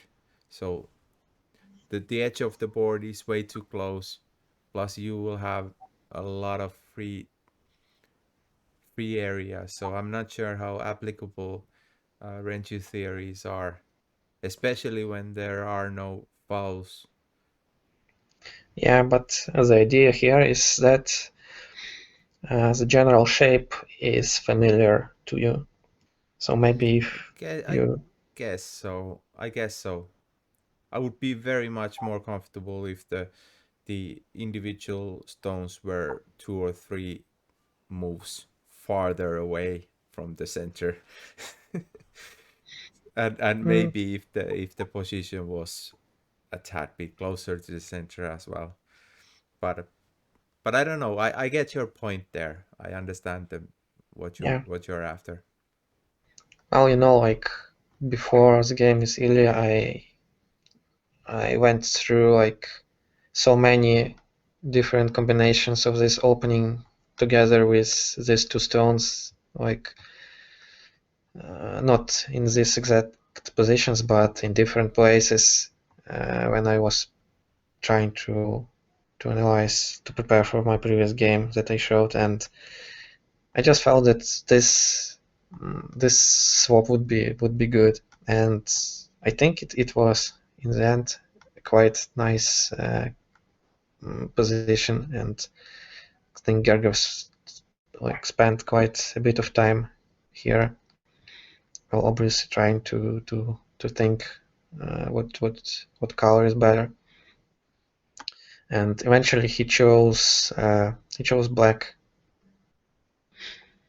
So his plan here was to, I think, try to find some continuation mm, near this part of the board. We don't have much space here, but mm, I think that might have been enough. So here I think I didn't have much choice but just to try to defend against this attack, and it went quite well, to be honest. I was quite scared all this time because again this player is very strong, and when he puts a move, you have an impression that he knows what he does. But then again, good players can use that as their like leverage that impression even further, right? So they can feel that you're kind of intimidated by them, and if they are very secure on their movements, they can kind of bluff their way through some situations. Would you agree? Yeah, exactly. I do think that was used against me and not just once, and that was like the additional reason for me to concentrate on this game as much as I could and just to try not to blunder somewhere. So basically, at this point, I think I already was pretty much confident that Black didn't have much on the board in case of victory, and I just after this move I was pretty much a little bit excited because this meant that I had a very good position and I had like the tempo. Yeah, you have resources, and you have pretty much half the board for you, and they only have one move to block. Yeah. So I think my greatest weakness is that I'm very bad when it comes to positions uh, when I need to to like devise some perfect strategy. Maybe that's because like Georgi, I do not calculate everything and just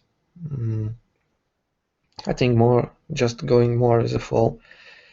So checking different moves, just seeing if uh, that move potentially has perspective or not. Checking for basic uh,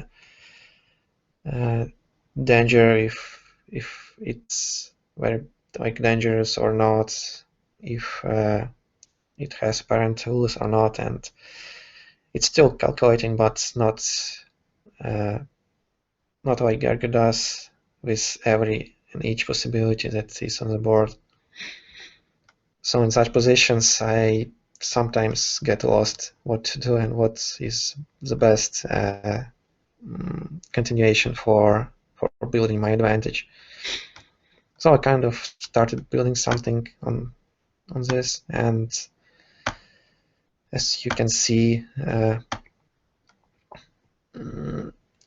also trying to put some stones on this part of the board when where black had more possibilities to build something on their own. Yeah. Yeah. So basically on this stage it was pretty much GG, good game because black had nothing and this is just very bad for black. I agree. Just pretty much a win. Yeah. And I still till the very end couldn't believe that I actually managed to do this. Like Georgi didn't have much time remaining, but it still was very scary to see each move he puts because No each doubt. time you Yeah. yeah, each time you think that maybe maybe I did blunder, maybe he found some escape.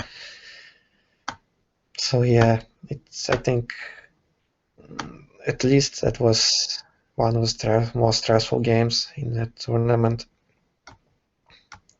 But as you can see, it's from here it's just already Yeah. no chance. Yeah, so that's it. And if you remember that game that I mentioned about luck, Yep. uh, mm, I think it was against Stepan. Uh, so basically, I put some of my prepared openings and I got this, and this is just some insane swap too. Mm, but what color would you choose here? Oh, don't ask me that, man. If I'm looking at this right away, I can't really. I, Yeah, like I would feel like playing white and trying to defend, maybe, and playing something that might somehow connect the two other whites. yeah, that's actually is a good idea. That as well as I followed this idea of yours and tried to connect my structure here. But I obviously couldn't calculate this position to very deep. It's just too many possibilities, and mm, in such games, you actually rely a lot on luck. Can you Like you can you can talk can you talk a little bit about that? I'm interested about about the luck. luck factor. Yeah. Mm, like I think you can calculate maybe reliably 10 moves from here at least with my capability. Yeah. But after some like on some depths, there are just too many things that could happen. Like for example, you can easily not see some overline, or you can Yeah. like not see some cut that happens. That, for example, like you have one stone here, and after 10 moves, you have like several stones in the line, and it will cut your some of your continuation. And it's just, I don't think, at least with my capability, it's possible to calculate everything. So what you do here is just try to rely on, I'm not really sure, on intuition.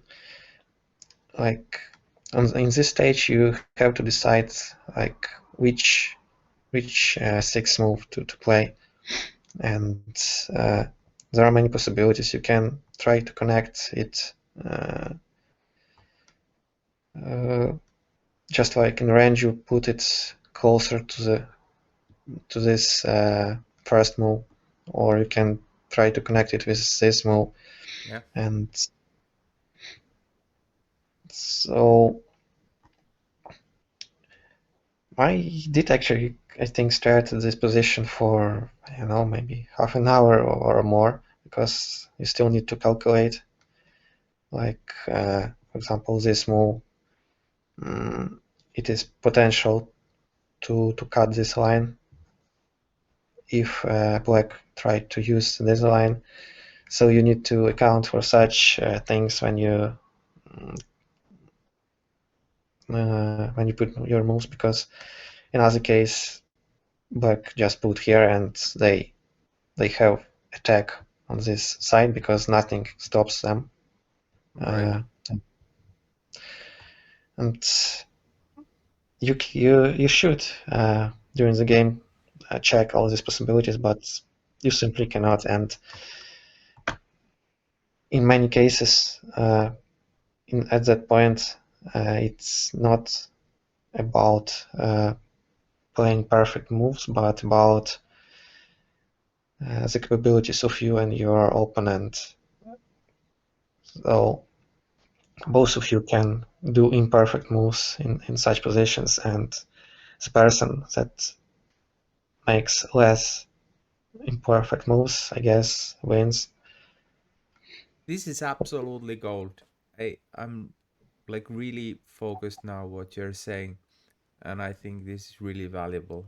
And especially for a Renju player, this is so it's so difficult because Renju is all like central opening, and it's all like you have so much experience on playing on the central opening that you don't get terrified that easily. Even if you come across something you haven't seen before, it's not like you will lose instantly like that if you're not playing against the top players. you still have a chance on finding something interesting.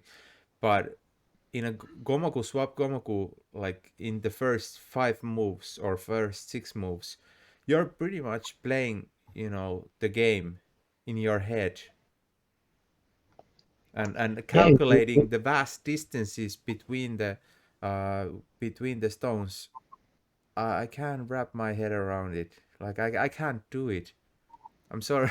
Like I'm sorry if this is not a good thing to say. Just in case I ever play live Komoku tournament again, people will start playing me those kind of things, and I have to defend those crazy swap twos. But if I, what would be your guidance, your tip for NG players who find it extremely challenging to look at those vast distances? well, I think the most common thing that RNG players are using is that just what Ilya does is trying to convert to um, some shapes that they know, like putting like in previous game, Yeah, some soft tool like that. yes. So Um, for yeah, range. forcing it to be more tight and potentially in the center. Yeah, range players are really strong in such tight positions. Yeah, Like uh, I think even some people joke that when person plays like move that is not adjacent to the main structure, like oh that's Gamoku player style, and because range players usually like in range you generally put moves closer to the main structure, and in Gomoku you can just sometimes do crazy moves that are not connected to anything. yeah. So Especially if it's an opening, structure with wide, far and very sparse stones here and there, then crazy things tend to happen. If you have a corner opening, then it reassembles more like Renchu. Not quite. The playing style is very different, because then if you have a Gomoku swap to corner opening, you're basically fighting to get to center first, unless there is a win before.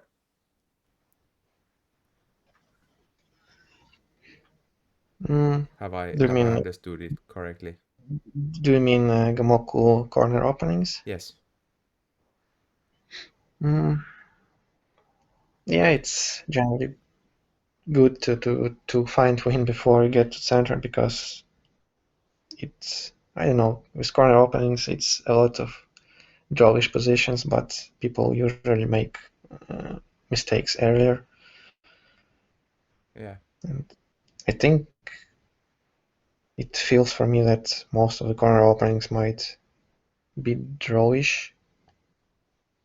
Yeah, if Or, you're your level player, and you know exactly the correct moves yes, on but escaping, on fighting for the right to go to center first. You want to go to center first, in my opinion, because there is more space for you to develop your game. Of course, if you're too eager to go to center, then the other one might get advantage and win before you get to center.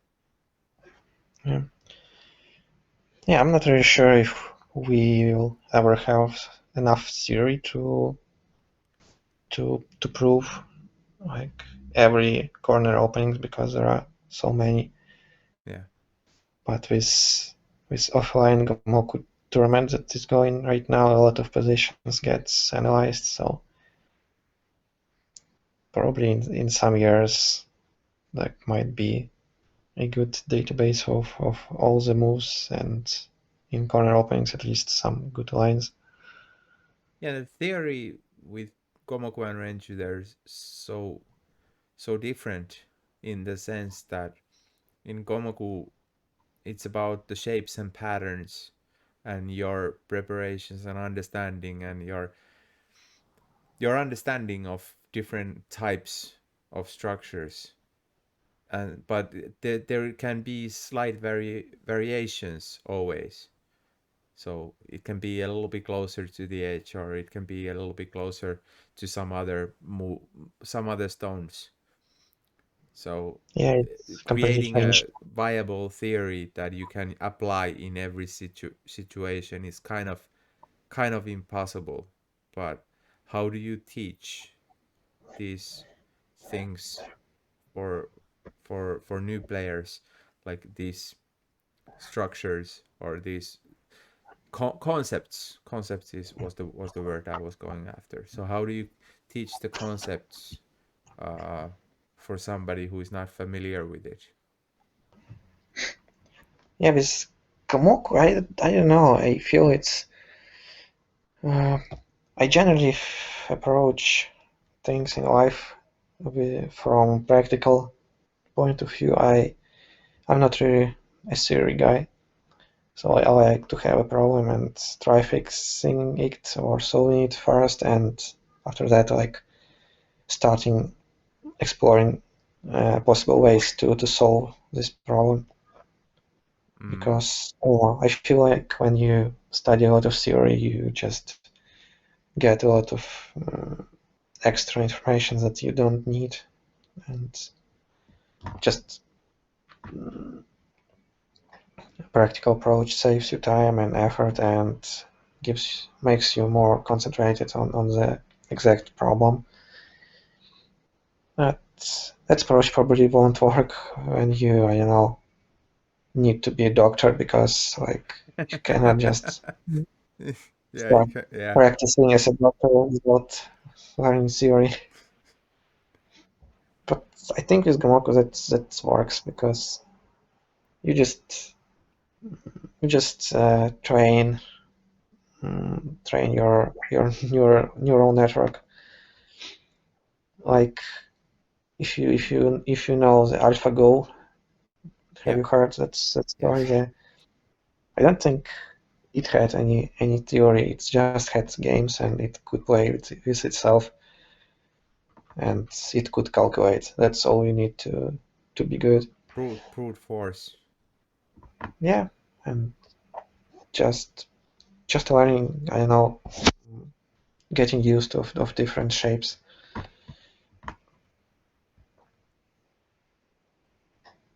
Yeah, and I see. with this game, it's I cannot possibly explain what all these moves mean because every move was like a result of a lot of calculation.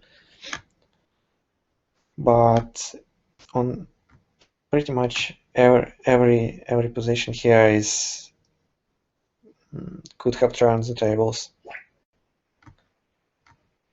I think there are some only moves here and there are some possibilities, but pretty much uh, well here it's already done. But for example, mm, probably here each move before this move is just a test of capabilities for both myself and for Stepan, and it either someone makes mistake or or maybe it's just inevitable that the branch ends with somebody's win. That's also possible even if you do perfect moves. You sometimes cannot avoid that some branches are just sure wins or sure losses. Yeah, And here luck was on my side and I was able to win that game. Like here is already done. yes.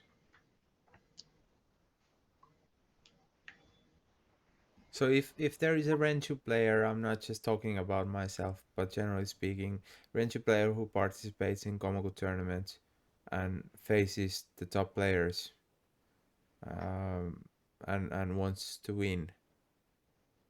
would it make sense to start struggling from a corner opening or some Renju theory, or try something like this, some total random, and try to, surprise, and just gamble with it. Mm, Try to get some extra super complicated pattern where it just takes a lot of time and effort to figure out what is winning. mm. I'm not really sure here, but I know we can look at example of Kojin. Yeah. Like, I think he is a very theory guy in Ranju, and when he started playing Gamoku, he, I think, transferred that love for theory there and just started learning different openings and in particular schemes. So the scheme is an opening where his stones are mm, pretty much like that, like completely opposite to Ranju, Mm. and stones are close to each other. This is like just some seemingly random combination, but that can have some uh, playable branches if Yeah, you know them. I've understood the term scheme or schemas, which I said with Lobes episode, is kind of a tricky thing where one player have prepared something, some kind of a trick, basically. So if the other one doesn't know it, then you can get an easy win. Yeah. Well, I think Korn likes to use such openings a lot, and he learns them, and obviously a lot of people don't know how to play these openings and put swap too, and it's easy for Korn to try to decide which color to choose and just go with a more comfortable color for himself. Yeah, But I guess you need to interview Korn someday and ask what is his uh, like feeling about switching to Gmoku, because it might be quite interesting to hear him. I agree.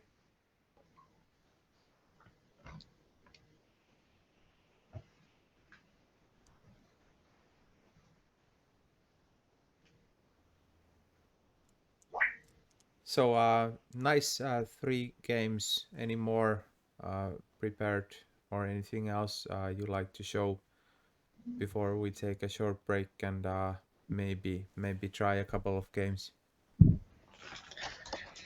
Yeah, sure. We can have a break uh, mm, and try playing some Ranger.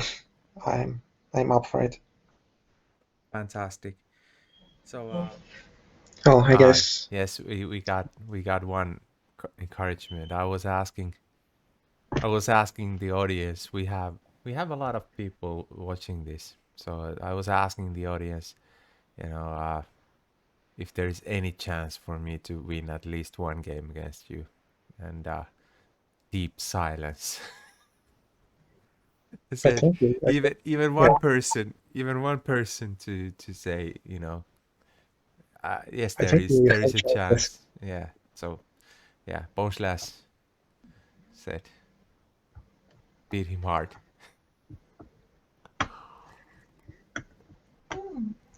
Oh, that beer looks so good. Yeah, it's good. It's 2.5%, so it's children's beer. That's the Click of Stones joke that I'm doing. It's a stupid thing, but it's a good beer, but it's not a Coke beer.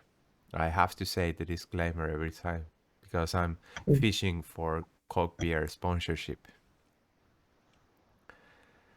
If you remember legendary Rentu player from Estonia, my friend Peter Kolk, he created a brewery. Oh, I don't think I know the guy. Yeah, I think he finished his Renju career pretty much the same time when you started become active. So 2008, 2011, somewhere between there. But yeah, he's doing great beer, and I'm doing my best to lure him in to sponsor the podcast with my own beer. I don't know. We'll see if that ever happens. So you're up for a couple games? Yeah, sure. All right, let's do it. 15 minutes time control, Yeah, that's totally fine. and I've got the Ando there unrated. Taraguchi. Taraguchi. So for you and for audience is the first 5 moves you can swap if you want to. So the other player who doesn't make the move can swap. And then if the fourth move is super weak, if the player who didn't place the fourth move thinks, okay, this is too weak, they are entitled to make 10 alternative move on the board and secure black stones, but that very seldom happens. So I'm ready. Good luck. Yeah, have fun.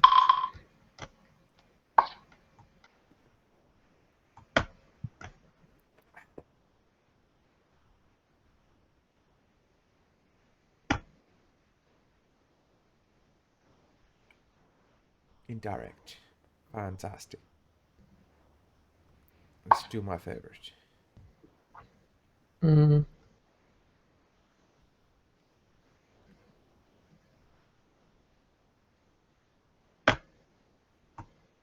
Nice. It's not my favorite. It was just easily there. So I think I want to. I think I want you to make the fifth move. This is me being lazy. so do I make 10 or No, no, just no. one? You just make one.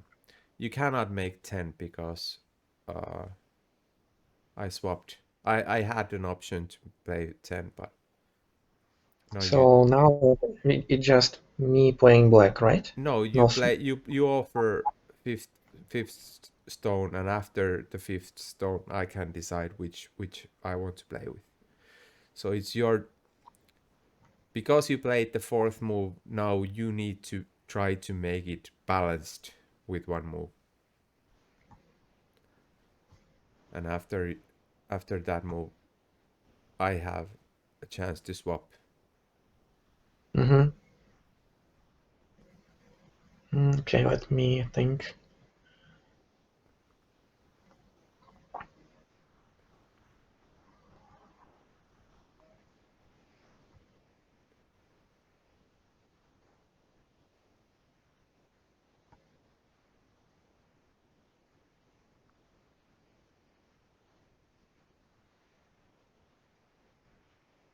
Don't know, maybe here.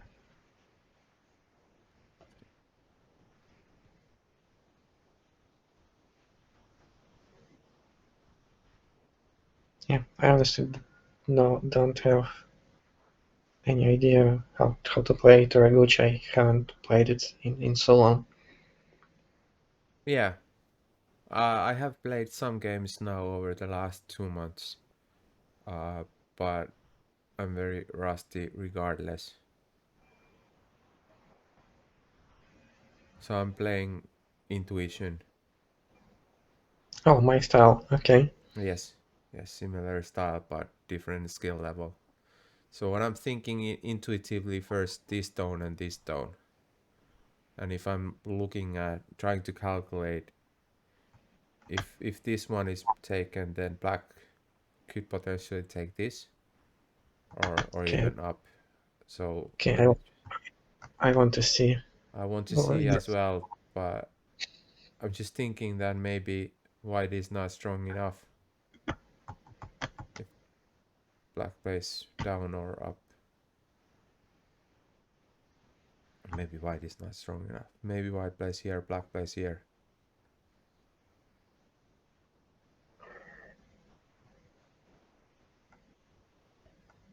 Oh, I don't know. I'm feeling black. I'm feeling black. It's too early. I should concentrate more than 2 minutes, but I feel black. I don't know. It just what's the worst thing that can happen? Oh, What's the worst thing? Oh, yeah. I'll take this. yeah. But what to do next? Yeah, I don't know. Mm,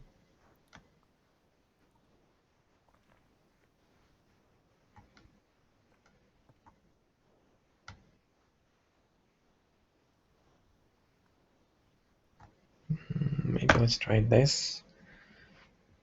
Fair. Very fair.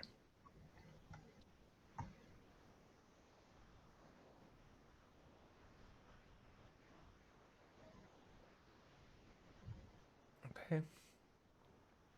Yeah, I'm also very not used to forbidden moves, so I'm not even thinking about that right now.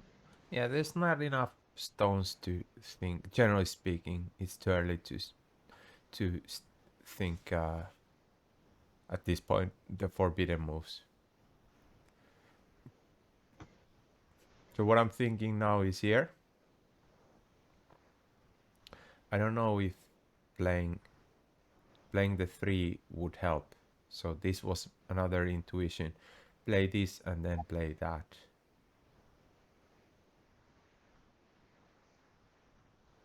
Because you would probably play this. If you play up, then just close it. But I don't think it's necessary to play that yet. I think I can just get away not playing it. Maybe.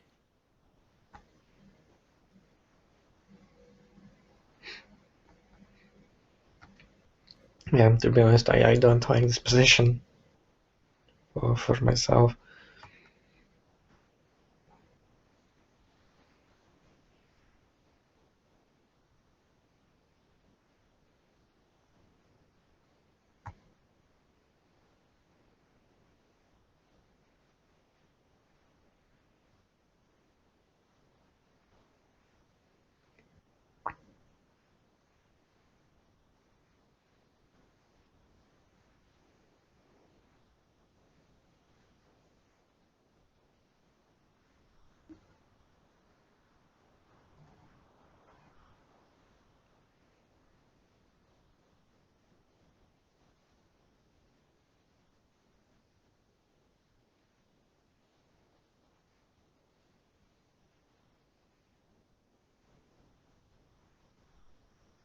Mm,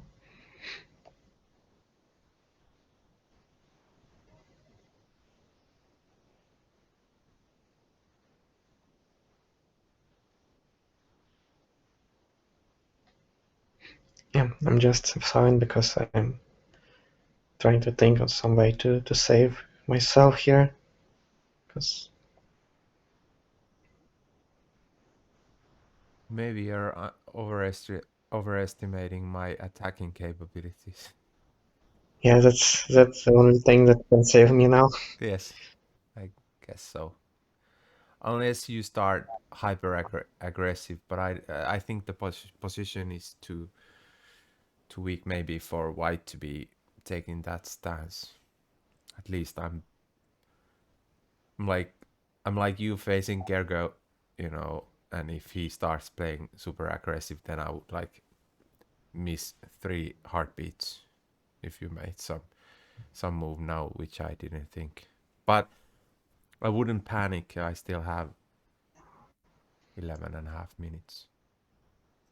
So what I'm thinking here instinctively is that this doesn't help you a lot, which means that if it doesn't help you a lot, then I should be able to potentially play an more exotic move. Yeah, exactly. You are correct. And is is this the correct move, or is this the correct move, or is there something else? I'm thinking. Well, I'm not asking your help or your comment. I'm just talking to myself. Why am I talking to myself? I think it's good to have some kind of um, like yeah, commentary. commentary as well. And Hmm. I think it's interesting for audience on YouTube to see the thought process, not only from the best players in the world, but also in the medium players. Like if I think of myself as a medium class player, like what are the things I'm considering during the game, and what kind of, like for example here, I would like to play this move, or I would like to play this move. Both have options. And then my concern is if I play this move, what kind of cuts could you possibly have on this line? I don't know if you can go there directly because I have a lot of strength. Alternatively, if I play this move, what kind of cuts could you make by playing here, for example? I think maybe both wins, possibly. So Well, whichever you like more, I guess. yeah, uh, previously I would like to play the three, but I don't want you to get move here, or move here, or move here. So that's why I'm not playing it now. Yeah, but I was hoping that you could do that. Yes. Uh, Time to spend all the time, you see. Thanks. Yeah. It's still 9 minutes. So I'm choosing this one because the f6 because I will accumulate two four lines, two threes, and I think they will give me more options later on. Yeah, I don't think I have too many options here. It's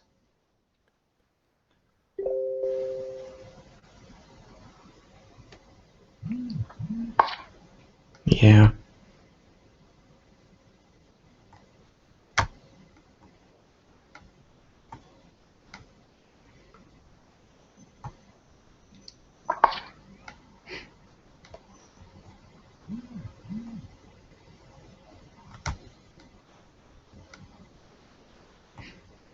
yeah. I guess it's easy from here. Yeah, you see as well. Yes. Yeah, very nice.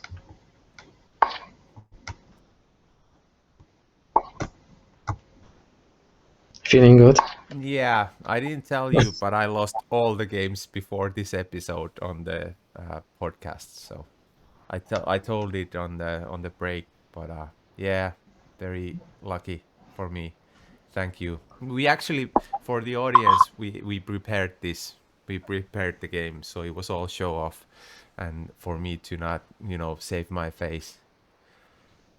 Yeah, come on, don't try to save my face right now. So I yeah, Hmm. but I think the rust is wearing off, and I played an okay game there. Um, but let's see if we can have one or two more of a nice I don't know. quality. I just feeling bad thinking too much because like for audience, it's better to see something dynamic. And if I stuck for 10 minutes here, I don't think it would be too much that entertaining as you just uh, like winning your first podcast game.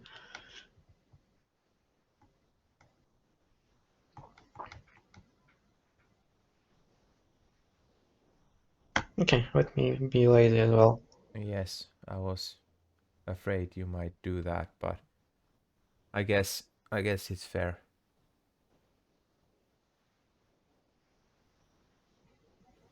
With Laube we were playing similar. I think I played that move and he won easily with white. Mm-hmm.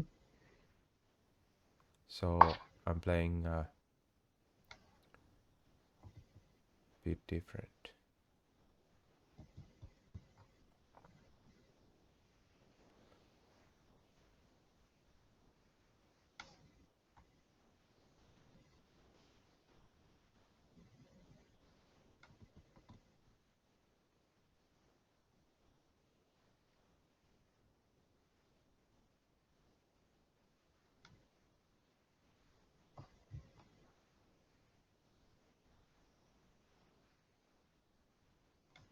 Okay, let's try this.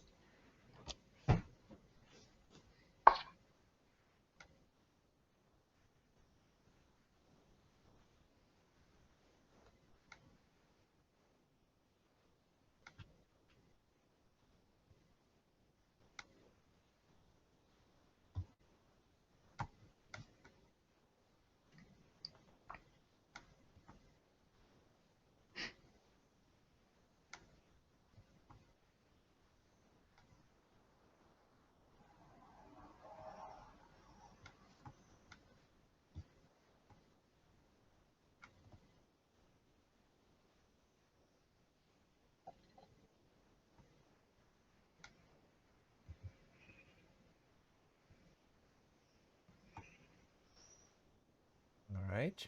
So first things, this one or this one, I'm thinking. I already thought of trying something, but those are, in my opinion, irrelevant. This is irrelevant as well. So now I have to think whether it's this one or that one, in my opinion. And if I play here, you will probably play here. I play here, and then you can you can have that, and then I play here. Is it enough?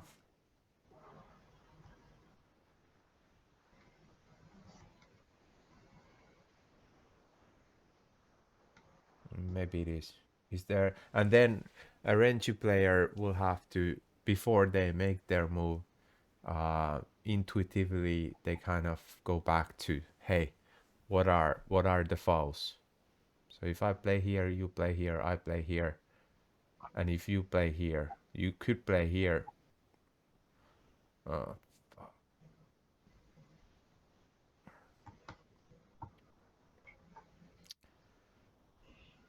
I don't think there is anything real there.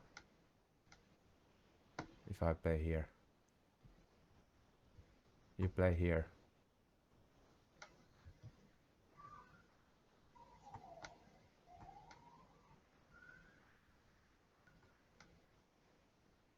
That's blocked.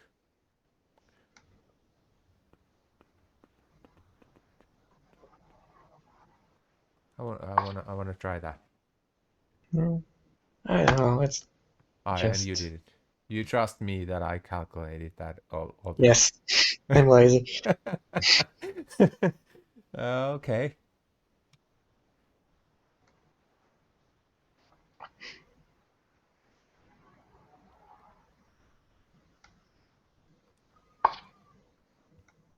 Mm,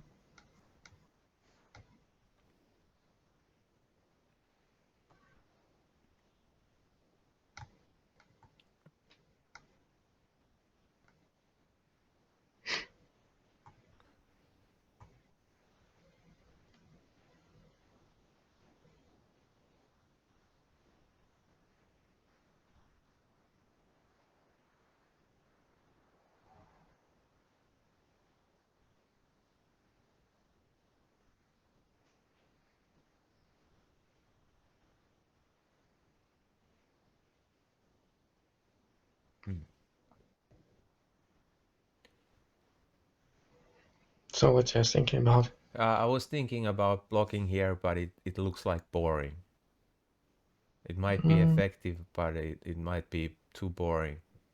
And come on, man. I'm It's a good thinking man. I It's a was good also move. I was also thinking here, but then I'm thinking like if I play such courageous move, maybe you get something here.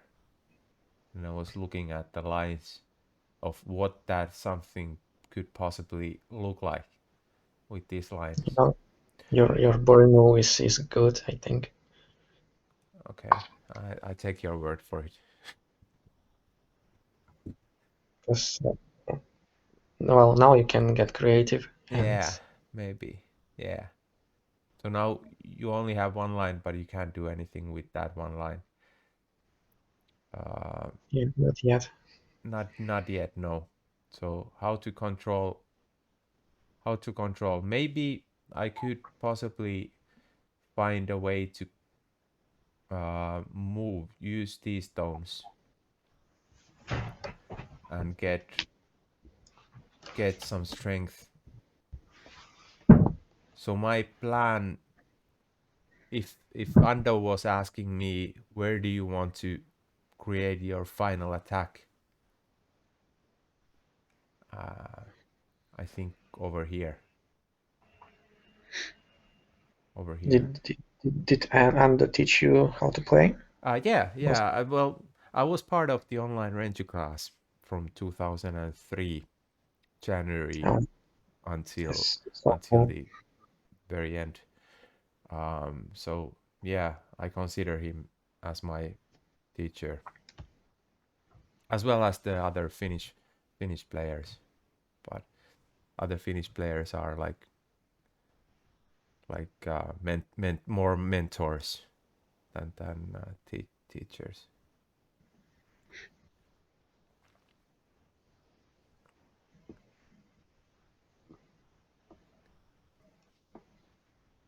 And of course, anybody living in Northern Europe must say that Ants is a teacher of theirs, I guess.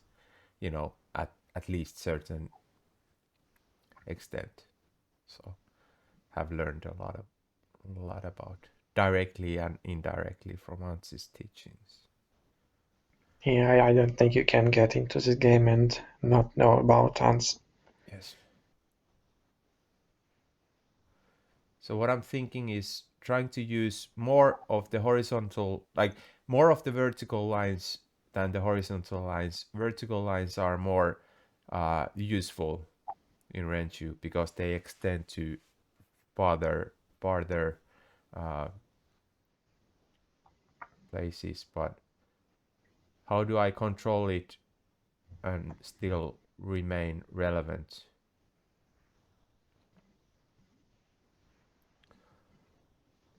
I don't know. Normally, I do some moves that block.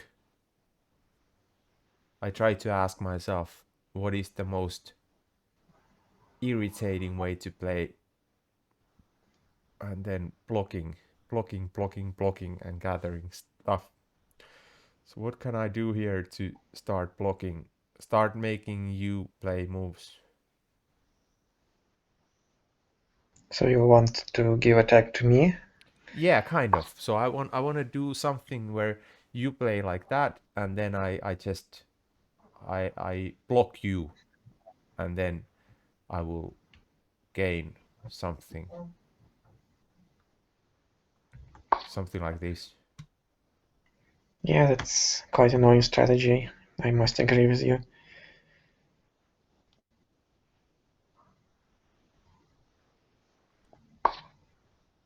Mm, okay.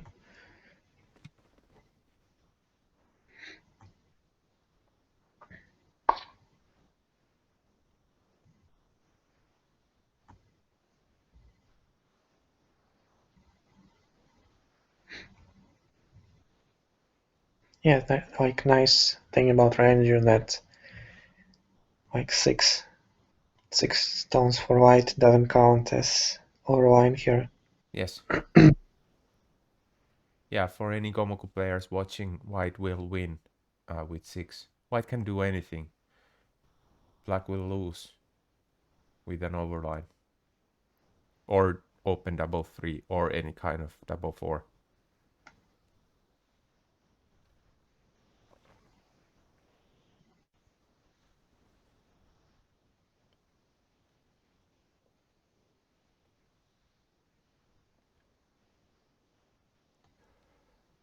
Mm.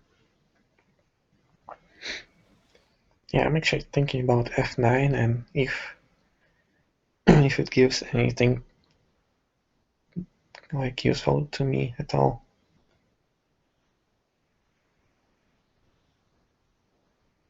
Yeah, I don't think that's a good plan. So I was expecting that, but that you I played guess f9, but I didn't see anything super great. That doesn't say that there wasn't anything super great, though. yeah. Oh, I guess I just more comfortable letting you attack because of your great attack skills. Nice sarcasm. Love it. Um, but yeah, I can block, and I have 6 minutes, so maybe I can block myself for a draw. I don't. I don't believe that. I don't believe in draws. I do. I do. I do. I do. I do.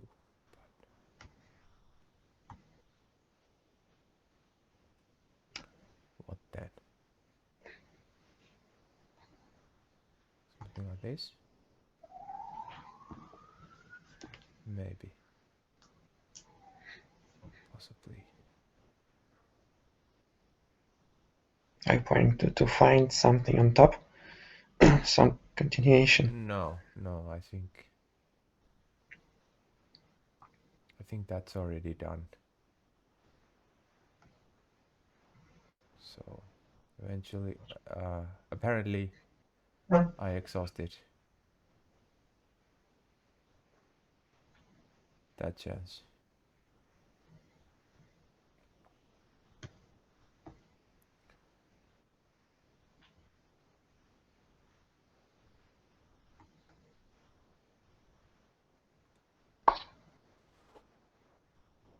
Mm.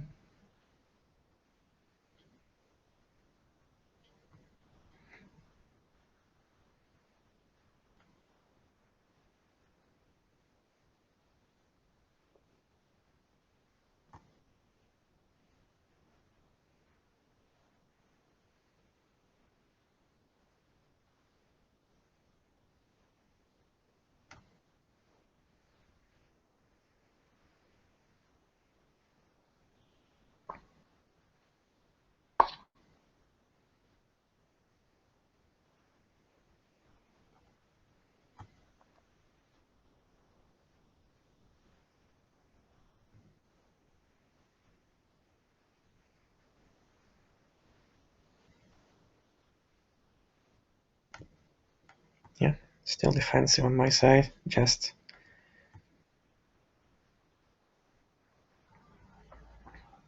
go use your strategy, annoy your opponent.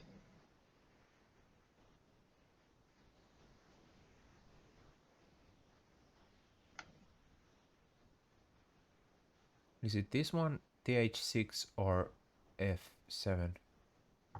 Feel like I might be making a mistake if I play the wrong one.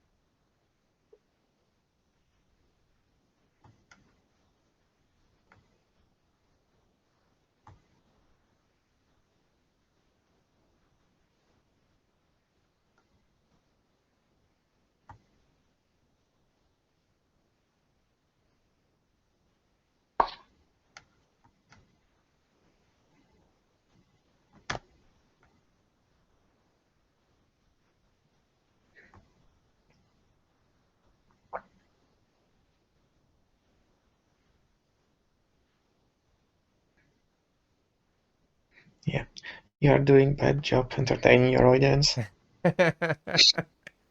Yeah, so sometimes the third part of these podcasts or sessions, they kind of they're random. They're more relaxed. Some light beer involved, and then sometimes it's intense. Sometimes it's like just funky. 3 minutes.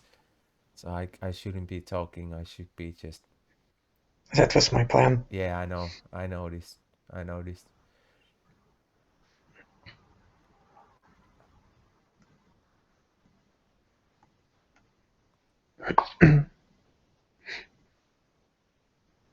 I noticed.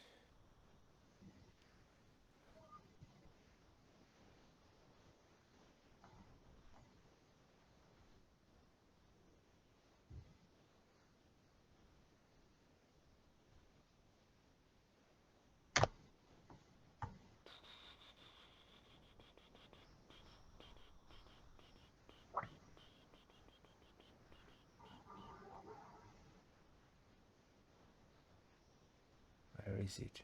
Where is it? Where is it? Come on. Where is it?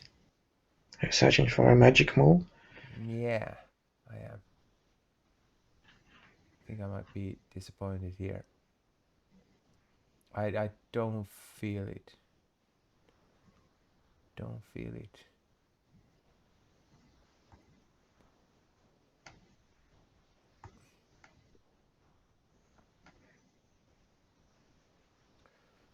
Yeah, I don't feel it.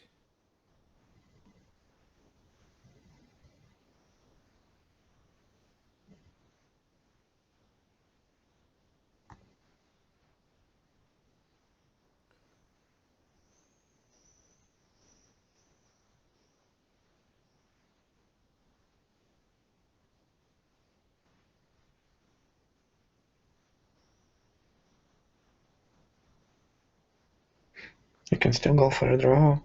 No, I don't know how to play draw. I think uh, I think I'm not.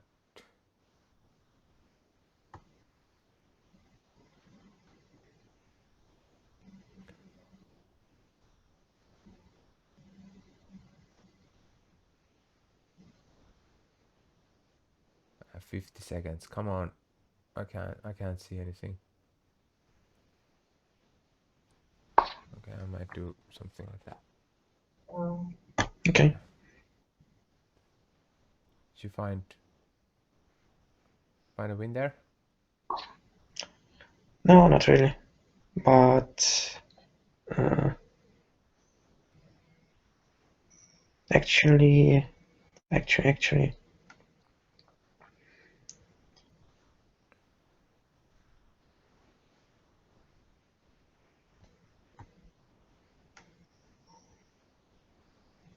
yeah, I think it's not enough.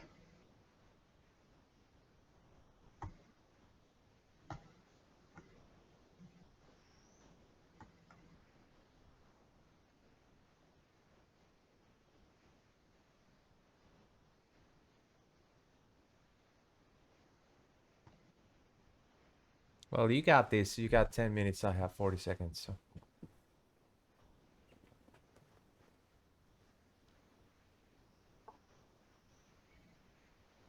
And I have a feeling I can't think of what you might be playing now, so I will probably take at least 10 seconds to decide my next move and the following move after that. So that's the game already, unless I start hurrying. Rushing rushing is probably not the best thing to do now.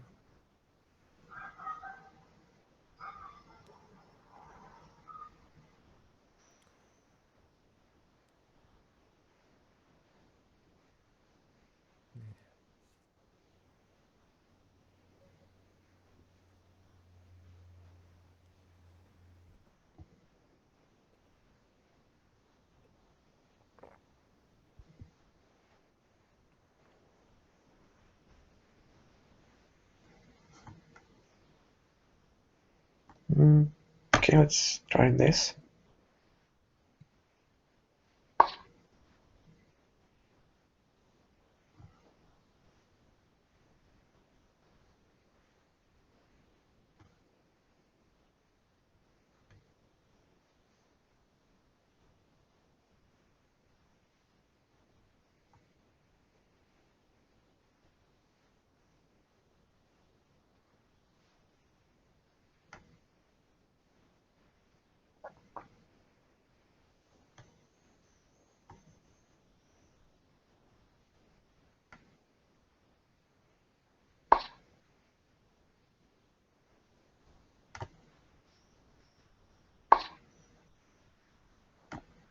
Yes. Good, good. I don't know if there was no escape. Nice. Well, we can try. We can actually try. Oh, I guess we could No, have no tried. one though after there's five. No, it's all good. It's all good. I'm sure the internet kids will analyze it. One last game. Yeah, decisive. You have your chance. I'm all done. I won one game. I'm like super happy. I will be telling everybody I won one game. So I'm yeah, good. Let's see. Oh, we got the dreaded DD4. What to do? Yeah, I have no idea how to play this Taraguchi yet. I'm just It just yeah, that was the putting. most easiest pattern you could come up with. So now in this stage, if you feel like you know 10 black moves, you can play 10 black moves, or or you can play or suggest 1/5 move, or you can swap. I think some time ago Sushko was teaching me some alternative moves here, but I'm not sure if I remember.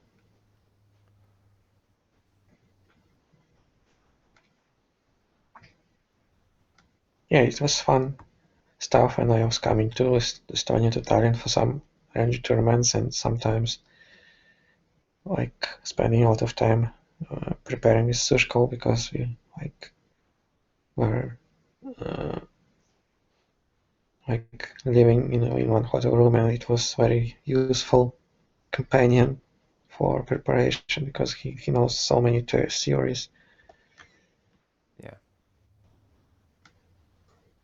Mm, And as you said about it would be nice to hear Koshin's uh, thinkings of these, uh, you know, Gergo and and Shushko.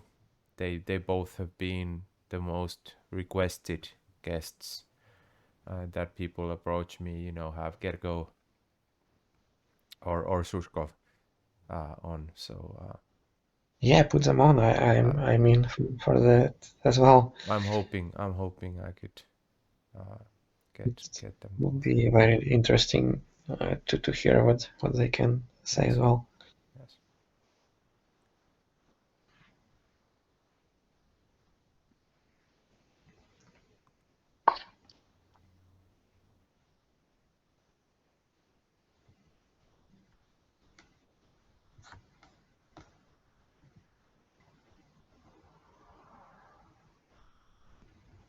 Mm, I think I will try black here. I think Black might win.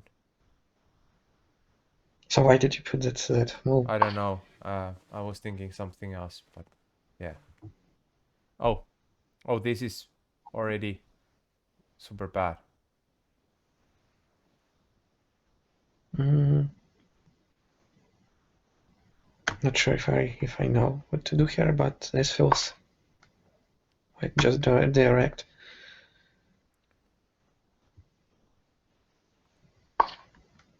Yeah, I might have given you an easy sure win there.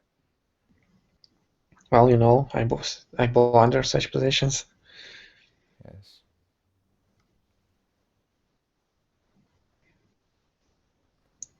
Yeah,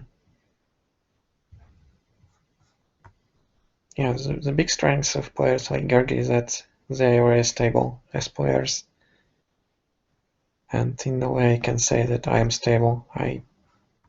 Can I tend to lose to weak players and beat strong players, and it makes no sense.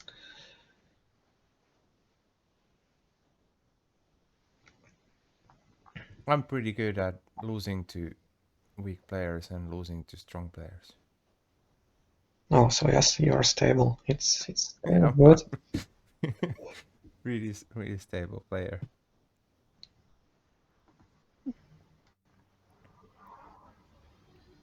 Mm,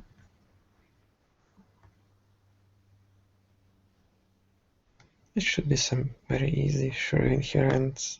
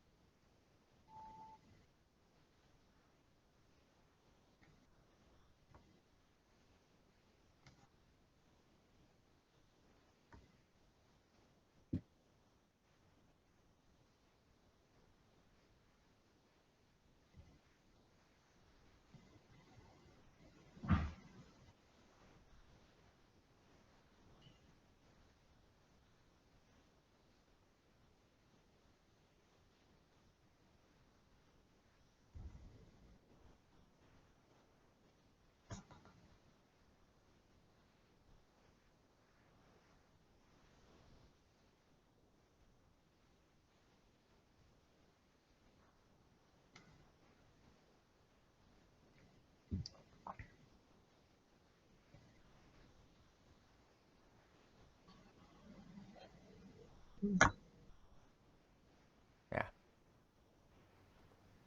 Yes. Yes. Yes. Yes.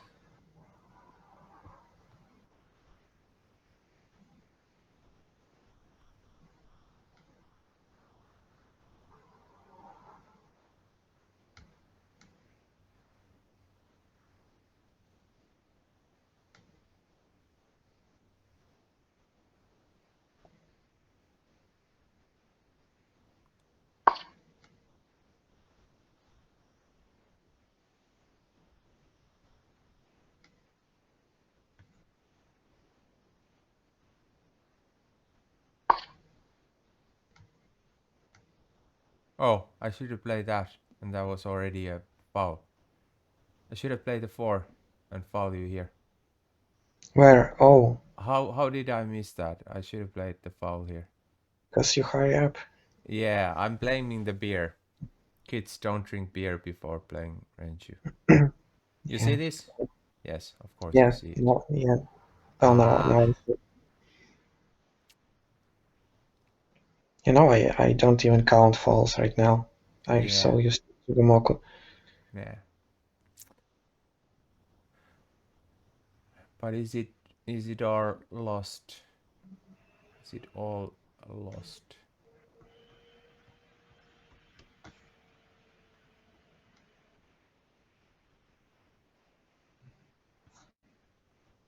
I think it's pretty much all lost.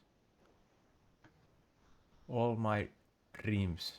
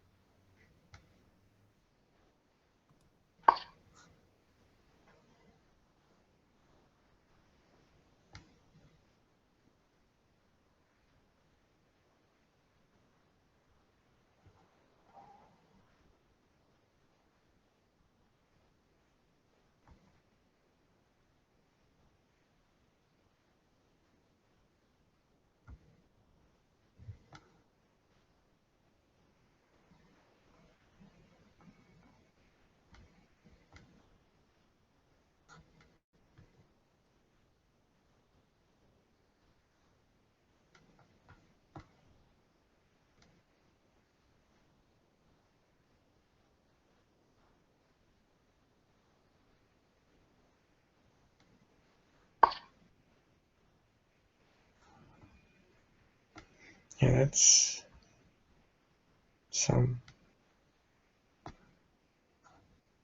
Not, Desperation move.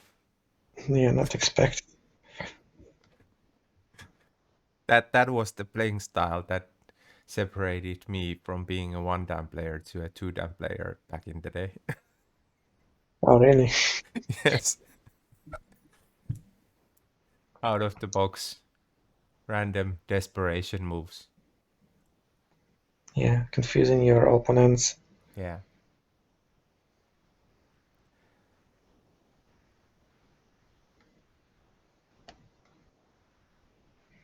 Hmm.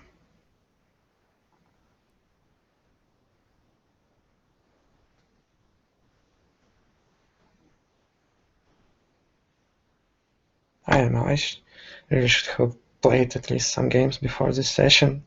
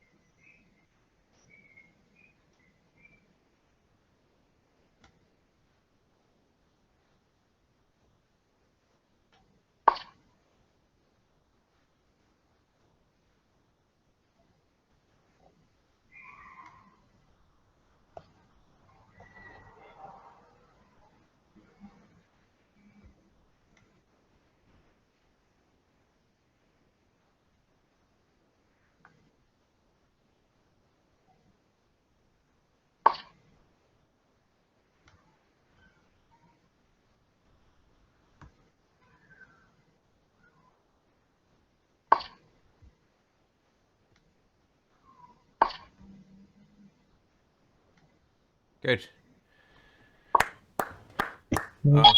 Maybe a tad bit too easy opening, but that's the scare of Taraguchi. You either prepare or you focus. I didn't do either, so I think yeah, you should think maybe at least was some 10-20 minutes in the beginning if you're playing some unknown opening. yes. But if you're playing online, you can just have you know fun games, enjoyable games, analyze, get some touch for the board, and I like the games. Interesting to play, and I think it's a nice way to have this kind of interactive thing on the podcast as well. I Yeah, a think, bit stressful. yeah. Oh, do you think? I think this is a way to relax at the end. You know, uh, Not the the really. the discussion part. The discussion part is like you have to prepare and focus and kind of create some structure on that, and at least for the host, it's nice to at least think somewhat what you want to ask the guest, but you know it is about the guest, and the second part is about guests memories and the games that they want to show the world. But this last part is like relax, just play, enjoy. It's all done. So Yeah, it's like try not to lose in front of people.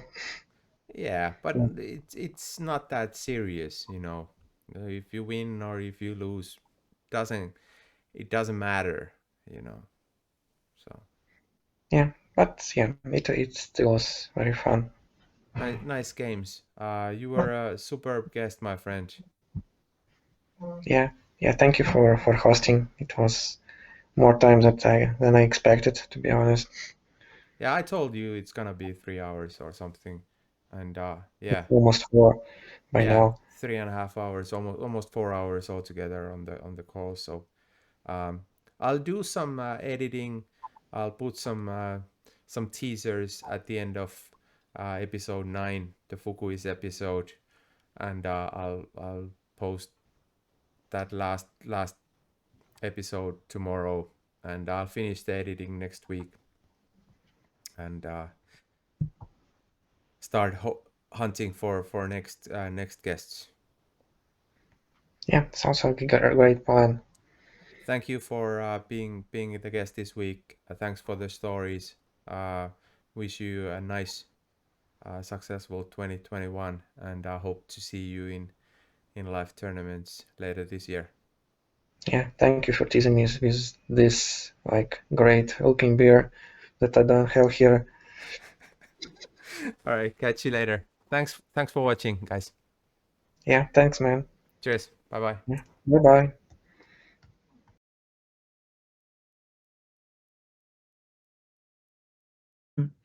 I remember I counted it. I spent 45 minutes, counted and checked it once, and I played out these moves. Yeah. 1, 2, 3, 4, 5, 6, 7, 8, 9, 10, 11, 12, 13, 14, 15, 16, 17, 18, 19, 20, 21, 22, 23, 24, 25, Oh, and yes, and then it's 26, a win. 27, 27 moves ahead. Yeah. That's a So, long VCF for a real game. yes.